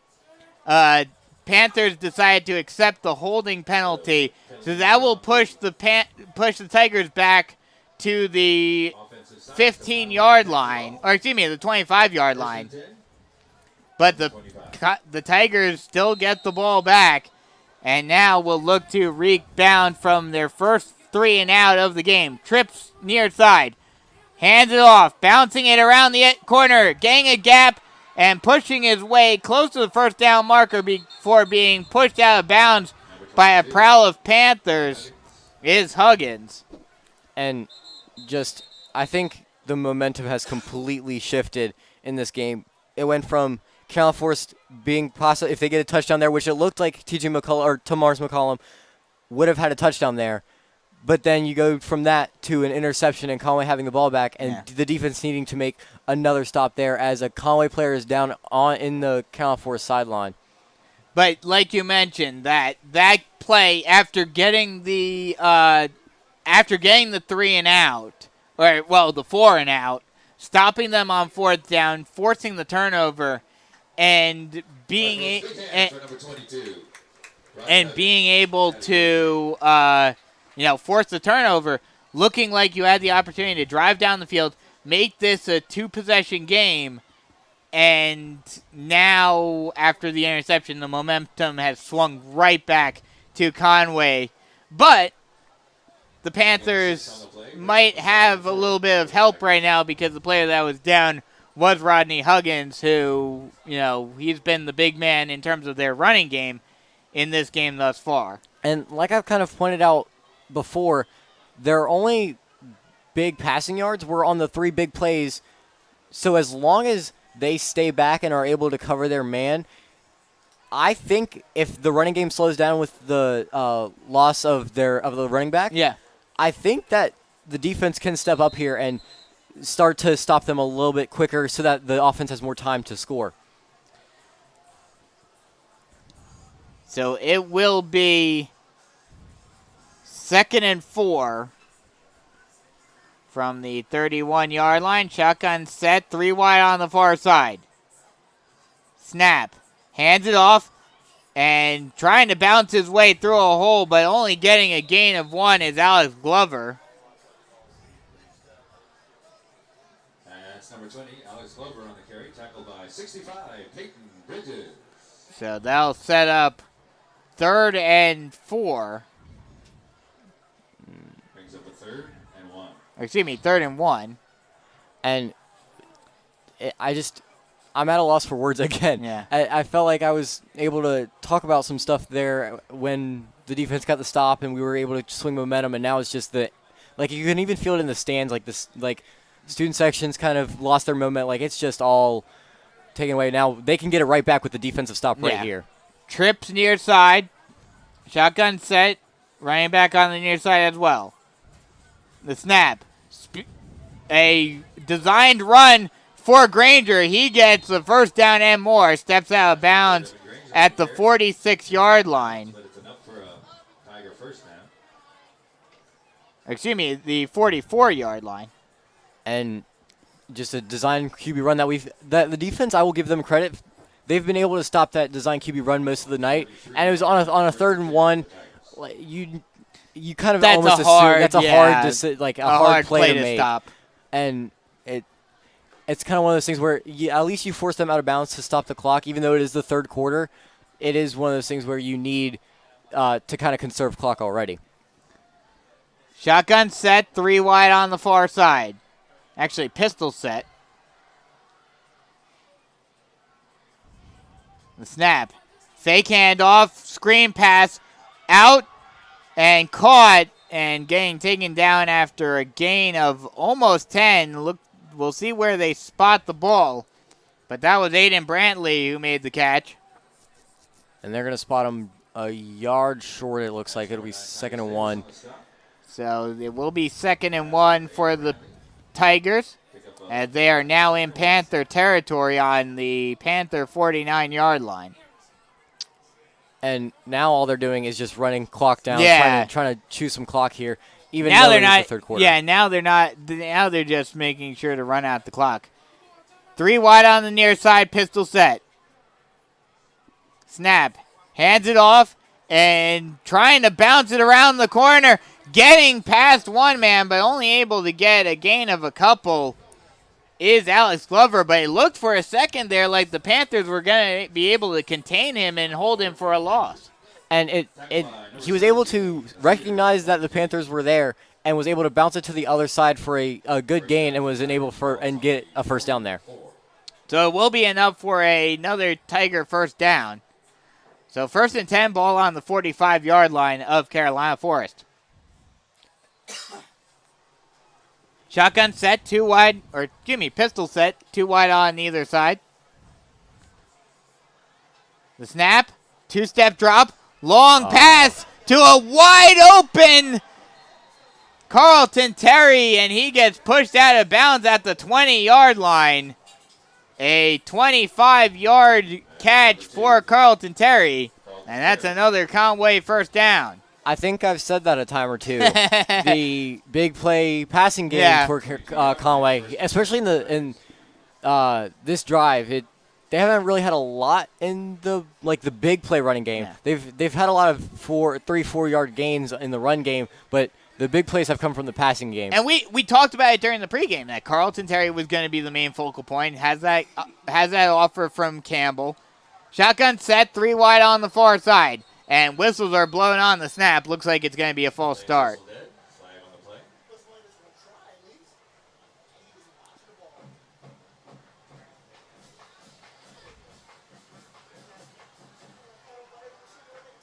We'll see. Carlton Terry trying to persuade a little bit on the refs there. Trying to say, hey, we didn't move first. They moved first.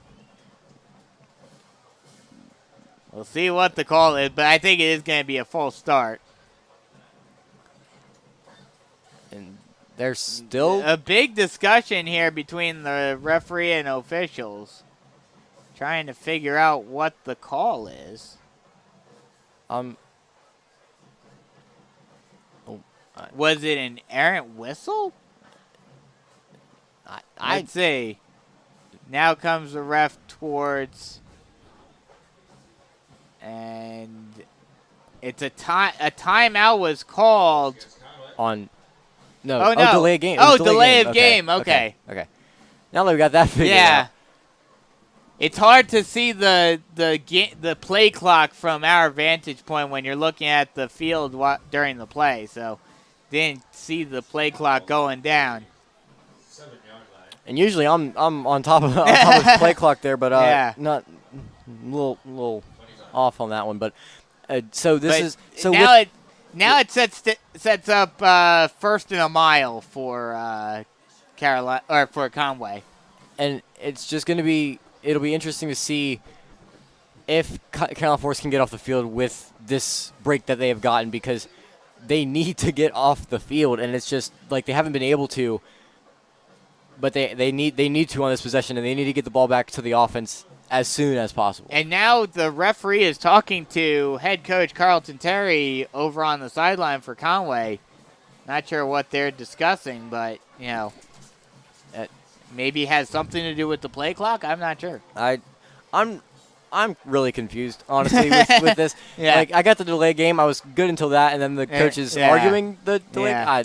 Anyway, but back to what I was saying. They need to get a stop here to get the offense back on the field. The ref is we finally get to play now. Yeah, it looks like we're finally set to resume play.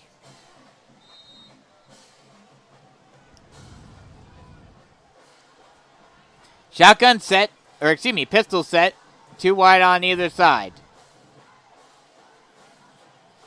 Motion man, hands it off, breaking through the gap and getting all the way down near the 30-yard line is Alex Glover.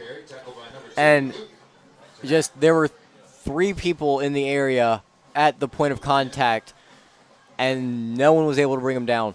And I feel like I've said that one too. Where is the tackling on the Carolina Forest defense? Because I haven't seen it so far in the past 2 weeks, really. So it will now be 2nd and I believe 18 I believe 18.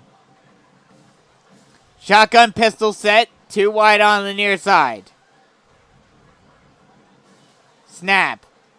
Triple option. Granger loses his man, gets around a man, has to break. He was going near side, then he had to break it the other way. Bounced around a couple of tackles and is able to gain about 4. And now we'll make a 3rd and 15. On what should have been a negative loss, gain. And was able to make 3 defenders miss at the same time. I don't even know how he did that. But just not able to, just not being able to bring them down. And it's after all of that, it's still 3rd and 15. Yeah. This is a prime opportunity. But what the Conway Tigers have done in this quarter is they've wind it down. But you also have to take into consideration, as you mentioned, the quarter's about to end. 30 seconds left to go in the quarter. Shotgun pistol set, 2 wide on the far side. Fake handoff, 3-step drop for Granger. Granger rolls out to the near side, looking for a lane. He gets around and will step out of bounds at around the 38-yard line. Excuse me, the 18-yard line. Excuse me. And then a holding on the offense there for Conway. So it will be a holding call on the offense on Conway. Are they gonna put? Do you accept that or decline I would decline it. That's just me playing my Madden head. But you also skills, have to take into consideration they're more than likely going to go for it on 4th down, and with how the defense has been playing. Right, but I'd say with 15 seconds left on the clock, it would be 4th and 12, 4th and 10. If you stop them there, you get the ball to start the 4th quarter, and you have that extra, or you get to run one play in the 3rd quarter, and then you have a higher chance of winning. I would have declined the penalty. That's just me speaking personally. But they accepted it. But they did accept it. So it'll be 3rd and a mile again from the 41-yard line. Shotgun pistol set, thrown near side and caught on the screen pass, being pushed out of bounds is Carlton Terry. And he gets all the way down to around the 25-yard line. So actually get more yards than they did on the first 3rd down play. But it is still, they'll mark him down at the 27-yard line. So it's still 4th and 15. And not, surprise, Conway's going to go for it. And so I guess in the terms that I was speaking in, trying to get the ball before at the start of the 4th quarter. They can technically because he stepped out of bounds, so the clock stops. And it kind of helps them yardage-wise because instead of 4th and 10, it's 4th and 15. So all in all, I guess Coach Mark Morris is doing his job correctly, and that's why I'm up here. Yeah. But it'll be interesting to see how it plays out on defense right here on this 4th down. Shotgun pistol set, 2 wide on the far side. Snap. 3-step drop, looking far side, throws it short, and it falls short of Aiden Brantley. And the Panthers will take over with 3.3 seconds left to go in the quarter. And they have an opportunity to get a playoff before the end of the quarter. Now, they're going to need a lot to happen in the 4th quarter in order for them to come back in this game, especially with how Conway has been wasting clock. Although I will point out that they had a chance to score 2 touchdowns in that 3rd quarter. And they scored 0. And they scored what? Well, they scored 7 in the 3rd quarter, but they were able to score. Right. They were able to score another one there. And I think if this offense, with the start of the ball, with the ball starting in the 4th quarter, they should be able to score 3 touchdowns in a quarter. It's just going to be the defense needing to stop Conway on 3 and out or 4 and out. Yeah. Shotgun set, 2 wide on either side. Snap. Hands it off to Johnson. Johnson tries to break through the hole, but will get dragged down after a gain of only a couple. And that'll send us to the end of the 3rd quarter. Panthers trying to get something going. Down by 20.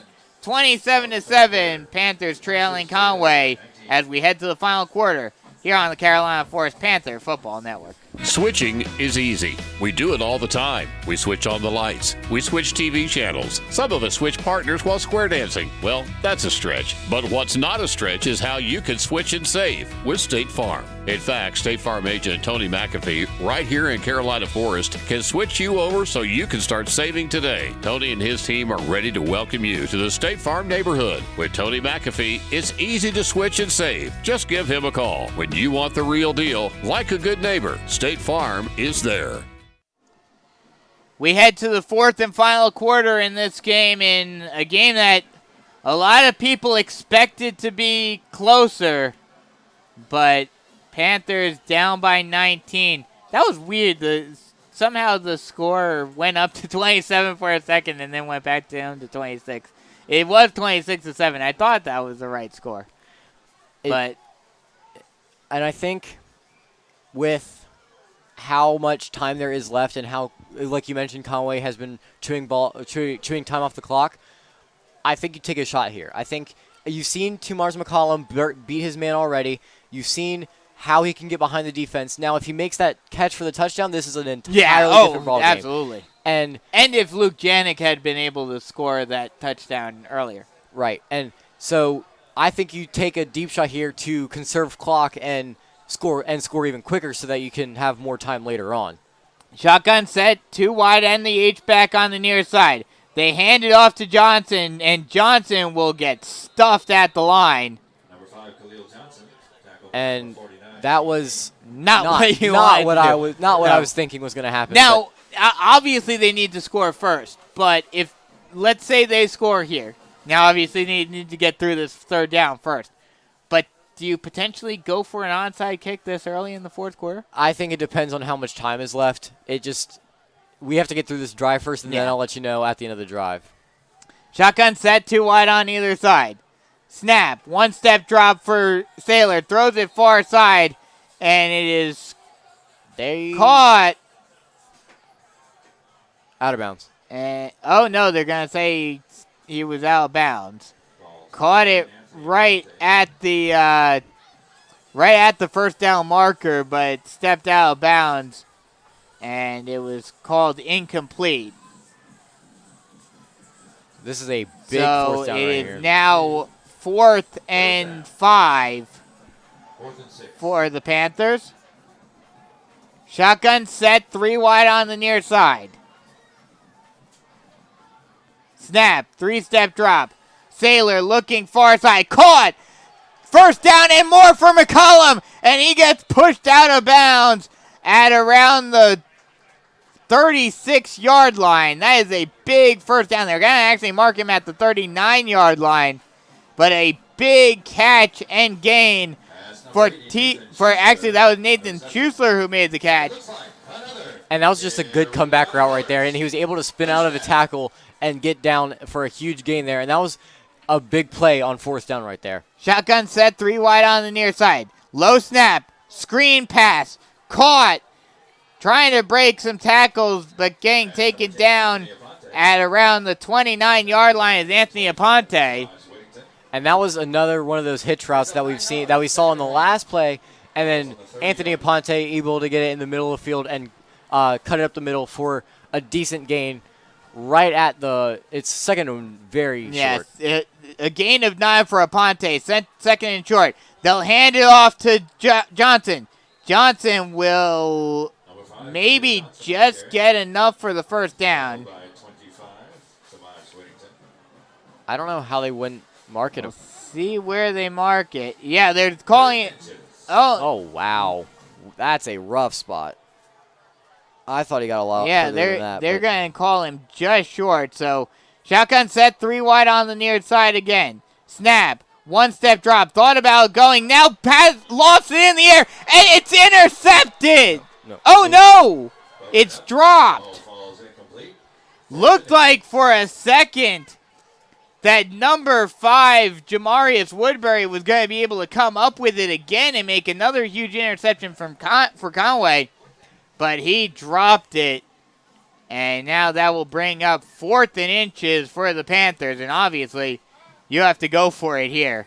And this is the game right here. This is the game because you've now run clock off. You now run time off the clock, and now you have to score on this drive. There's no deviation here. You have to score here. Shotgun set, 2 wide on either side.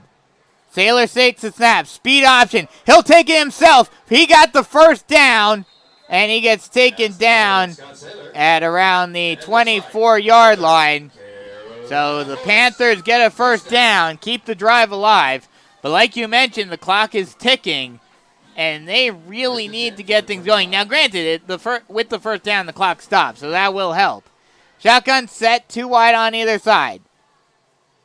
Snap. Hands it off to Janik. Janik tries to get through, and he will get taken down after a gain of only a couple. That's number 2, Luke Janek on the carry.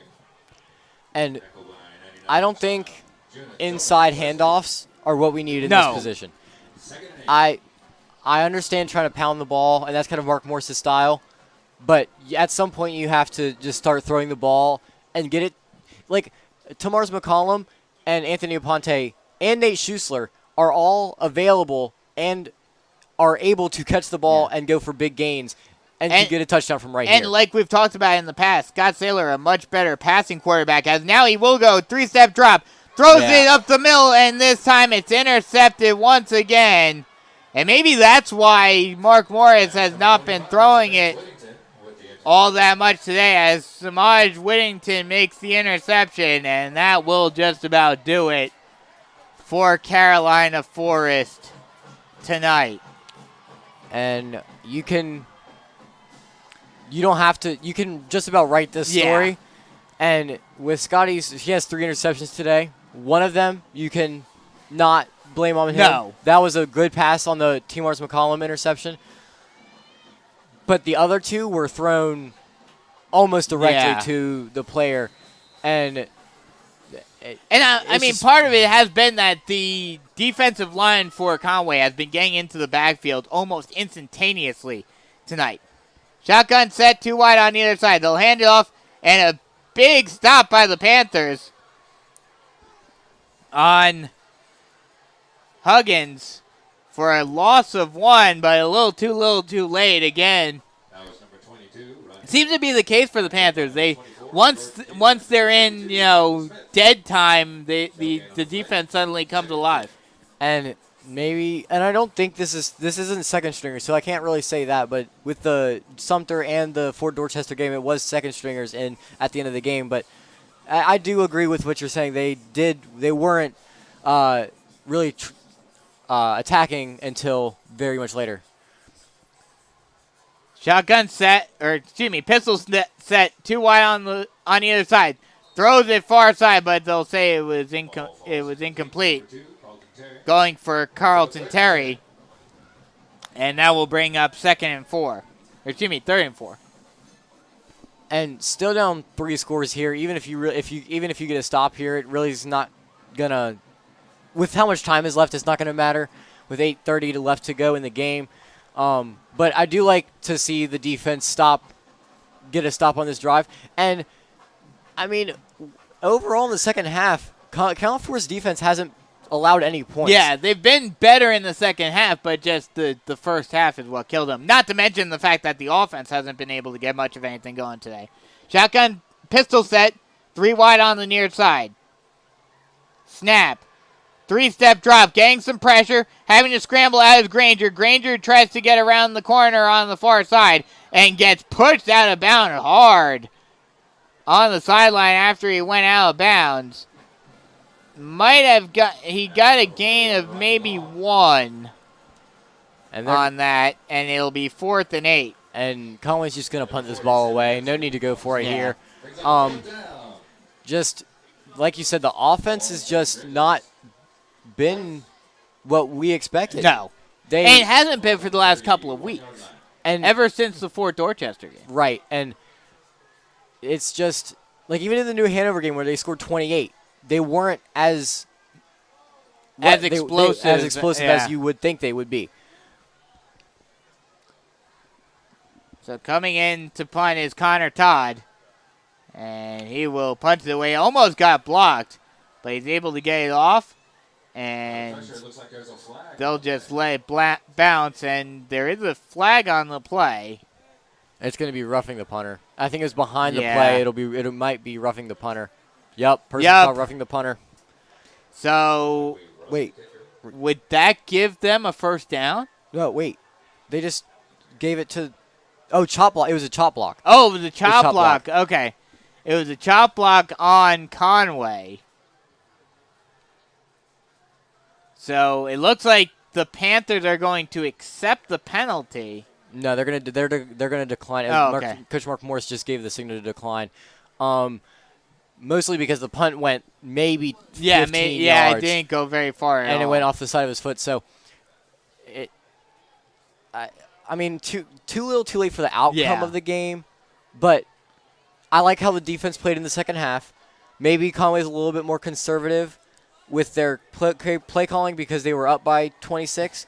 But I do like how the defense played in the second half. Now, I will say, maybe this is me being a little too optimistic, but look where they are on the field. Look how much time is left. If they scored quick here right now, onside kick, you could potentially see something happen. We've seen crazier things happen. It just depends on how aggressive Coach Mark Morris is. And Exactly.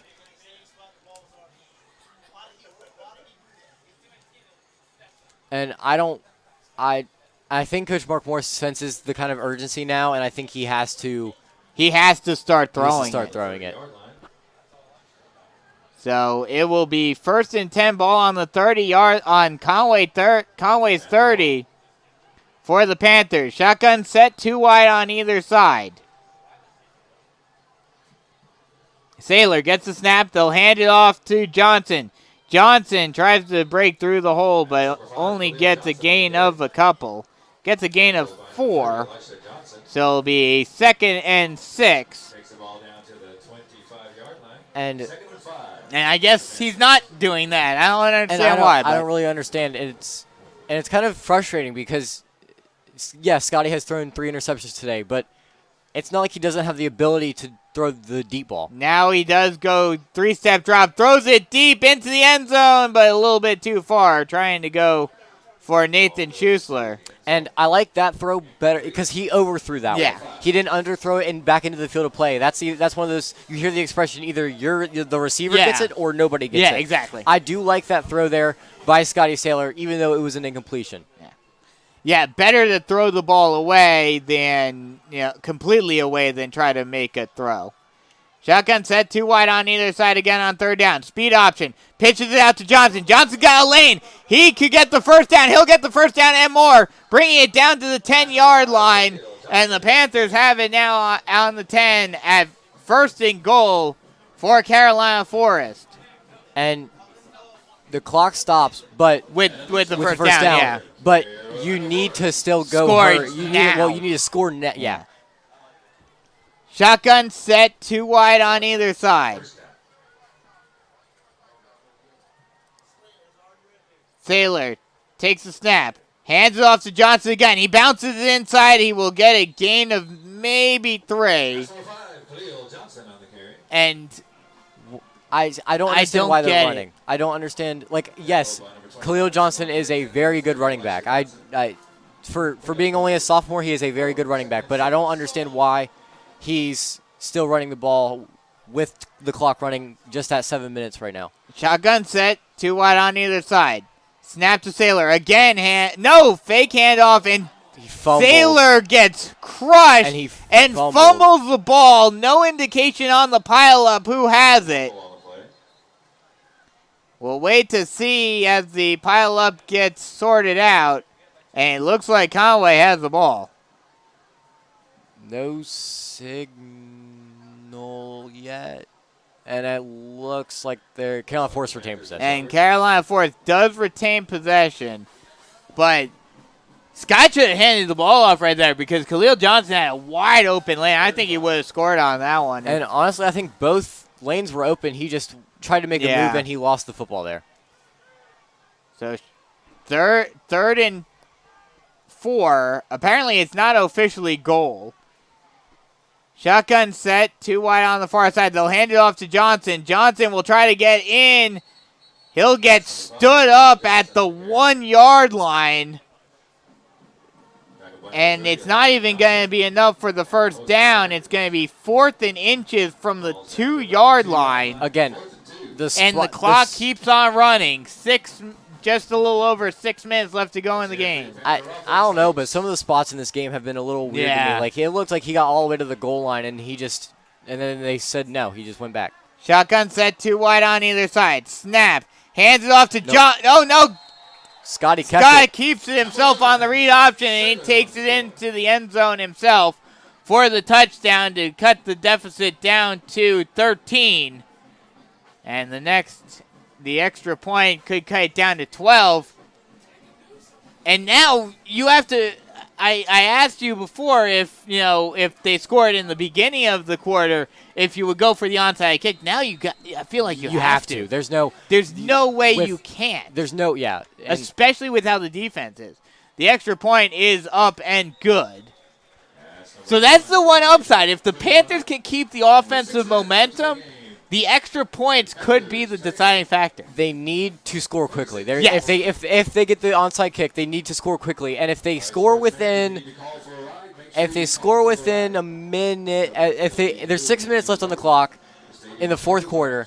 I think if you score within a minute and a half after getting the onside kick, you have to you kick it off. If you score with 3 minutes or less, you go another onside kick. Yeah. It just depends, because I think what the defense has showed me in the second half is that they can stop the Conway offense. It's just whether or not they'll be able to do it that fast. Yeah. But first of all, we have to go through with steps, milestones here. Yes. We need to get the onside kick first. Of course. And that's if Coach Mark Morris goes for the onside kick, which he's not very aggressive, but I feel like you have to here. I don't see how you don't, because, with how Conway has been running the ball, they're just going to run the clock out. Right. And it looks like they are setting up for it. Yeah. Now, this is huge, because if you don't get it, it's game over. I mean, there have been some plays that we thought, this was the game. I think this play here is the game.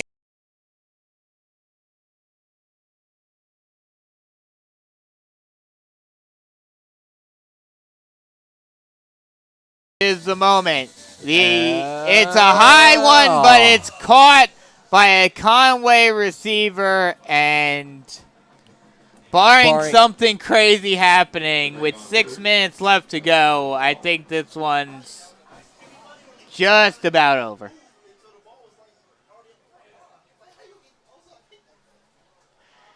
And so for Conway here, what do you do if it's a 3rd and long? Because you don't want to stop the clock on an incomplete pass, but no, I think you still run it. Yeah, you still run Especially it, but say it's like 5 minutes left and it's on 4th down. What do you like? It just depends. Yeah. I think it just depends on the situation, and I think there is still a way Cal Force can get this ball back. Shotgun set, 3 wide on the far side. They'll hand it off to Huggins, and he'll get a gain of a couple. They'll mark him down at the 48-yard line. They'll only give him a 1-yard gain, so it'll be 2nd and 9. And now it's just the clock. They're just going to let the clock run down. Yeah, it's going to be 40 seconds off the clock each time. And so quick math here.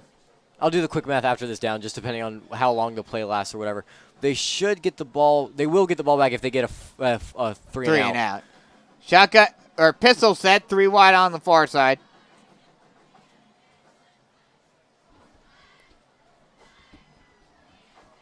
Snap, hands it off to Huggins. Huggins gets through the line and gets a gain of about 4. So that will make it a 3rd and 5. 3rd and 3.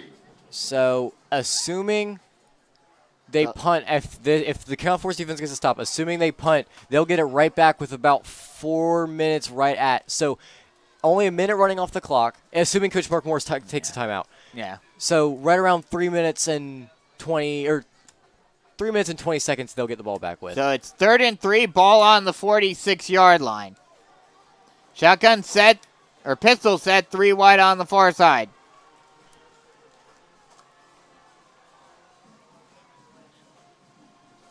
Gotta get a stop here. Fake handoff, screen pass, and that the screen pass has been destroying the Panthers all day. That's another first down off of the screen pass, bringing it down to the 37-yard line. And that's going to just about do it. And like I said before, this reminds me of me playing NCAA with the screen passes. I can't stop it. I'm horrible at stopping them. It's disappointing almost because the defense has gotten stops in the second half. It's just the offense, whether it be a turnover or whatever the case may be, or just a turnover in general, just they haven't been able to get the rhythm that they need. Shotgun set, 3 wide on the near side. And a whistle is blown. I believe this is going to be a false start on Conway. And 3 minutes and 3.5 minutes left, 26-14. I do like, I'll say it again, the defense, for how inconsistent they've been all year, I like how they've played in the second half. Yeah. It will be a false start on Conway. So now the question that we asked, and we had to ask ourselves this after the Fort Dorchester loss, you have that open week, you're looking for an opponent. Do you find an opponent that can give you that momentum, especially with how this team has struggled this year? This isn't the Carolina Forest of years past where they want to test themselves because they think they can be one of the best teams in the state. Pistol set, hands it off, and taken down for a gain of about 5.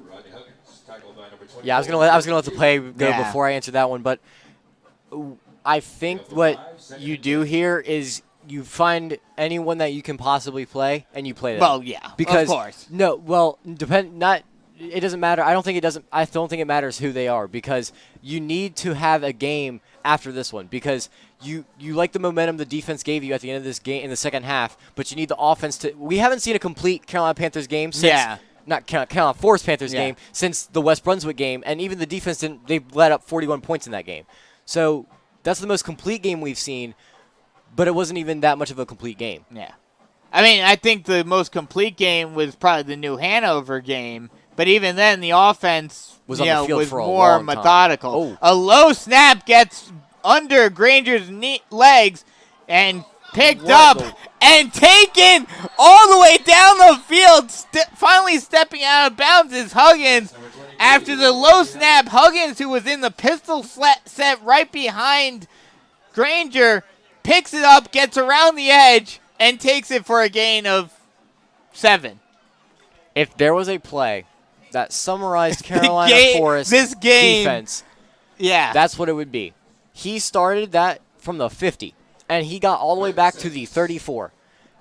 That's horrible because you have people there to make the play. They just weren't able to get to the – it wasn't even like they missed a tackle. They just couldn't get to the man. So 2 minutes remaining. It's pistol set. 3 wide on the far side. Snap. Hands it off to Huggins again. He'll break through the line. And he'll get the first down and more, getting taken down at the 19-yard line. And that will just about do it. I think the Tigers can pretty much just kneel down at this point. It's just disappointing. Yeah. Like, you expect to come out of this game with a win, and it's just like the offense didn't show up today. I think you put this one up to the offense. Mm-hmm. The defense played well in the second half. Yeah. They gave you a chance to win the game. Without the 2 turnovers by Scott Saylor. And that touchdown that was called back. I think it's just Yeah. Pistol set 3 wide on the far side. They'll hand it off to Huggins again. He'll break through, and he'll get into the end zone for another Conway touchdown. Well, I just got done saying the defense played well the second half. They only gave up 7 points. And for this defense, that's not horrible for a half. They gave you a chance to win, and there's no other way to put it. The offense was a letdown today, and I feel comfortable saying that. Yeah. Oh, definitely. And the extra point.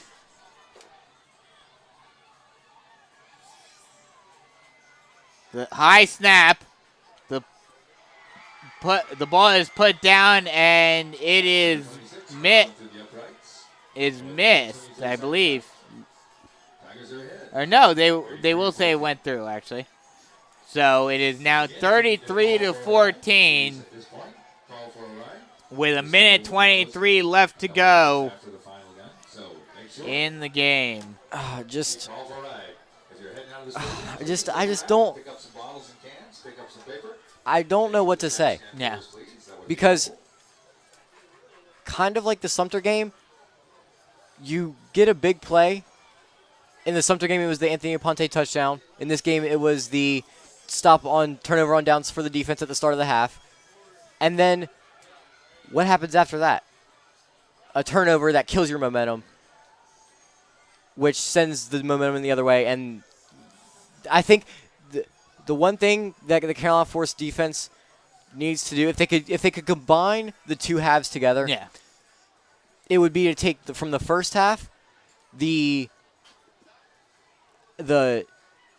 deep play, the limit of turnovers, or the limit of penalties, I should say, because there was like one penalty on the defense that game, and then you take the second half being able to stop the deep play and the run game, you combine those.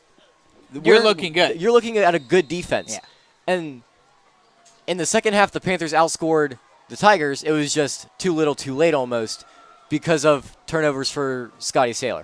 The kick is up, fielded by Aponte. He's going to try to take it along the corner, trying to get some space, and he gets pushed out of bounds at around the 30-yard line. But now the big question is, actually he's stopped at the 20-yard line, excuse me. But and I don't want to be that much of doom and gloom at this point, but especially after this game, and obviously this game and the first Sumter game doesn't count officially right as of right now on the region schedule. But how much longer do you go if you lose the next region game? Do you start worrying about, are we even going to make the playoffs this year? I don't think you worry about that until you've played every region game. True. Or like every region team. Number 7, Alec Youngblood. And I think as Alec Youngblood gets a 5-yard gain there, I think that until you play every region team, which you might only play St. James as on the schedule. You only play St. James once away. Yeah. So that's definite. So until you play every other team, I don't think you worry about playoffs until then. I think after just looking at the schedule as of right now, which is TBD, as we get as a run by Jackson McCoy gets him down to the 39-yard line for Carolina Forest first down. And that'll stop the clock with 35 seconds left to go, but they'll run it again. So until you play Socastee on the 22nd as of right now, I don't think you worry about it. I think going into the last week, that's when you start worrying about it. Shotgun set, 2 wide on either side. Saylor steps up. He'll scramble out of the pocket. He's still on his feet, and he will get pushed out of bounds at around the 50-yard line. They'll mark him down at the 49-yard line of Carolina Forest. Actually, they're going to give it to him. They're going to mark him down at the 50. And that'll end the game. So the final score, 33-14. Conway wins this one. And like you mentioned, unfortunately, this is not a good way to start the semi-region schedule. But at the same time, if you get an opponent that can give you some momentum next week, could this be a learning game for the Panthers when it comes to the real game in 2 weeks? And I think it all depends on when do they turn the tide? Yeah. When do they have a complete game? When does the offense of the New Hanover game combine with the defense that we think that they can have with limiting penalties and stopping the deep ball, stopping the big plays? Because that's really what the game came down to, was the big plays, the big turnover by Scotty that really wasn't his fault, the interception that wasn't his fault to T-Mars McCollum, and then the interception that was his fault on the other end, trying to fit it into a tight window. It's going to be interesting to see whether or not, or when they turn the tide and combine and make a complete game. Yeah, that's going to be the big question mark. Obviously next week we don't know if we're going to have a game and who we're playing against. We'll have all the updates for you on Twitter at CFHS Panther FBN. Follow us there. We'll have all the updates for you whenever we find out who we're playing next week. But yeah, tough loss tonight. The streak ends for the Panthers against the Tigers. The streak ends for the Panthers here at home. And Coach Morris is still looking for his 50th win. So that'll just about wrap it up for us. For Preston Payne, I'm Brandon Biskobing saying so long. Once again, final score, Conway wins this one 33-14 and wins their first game of the season. Panthers drop down to 2-3 on the record books. From Panther Stadium, saying so long, and we'll talk to you guys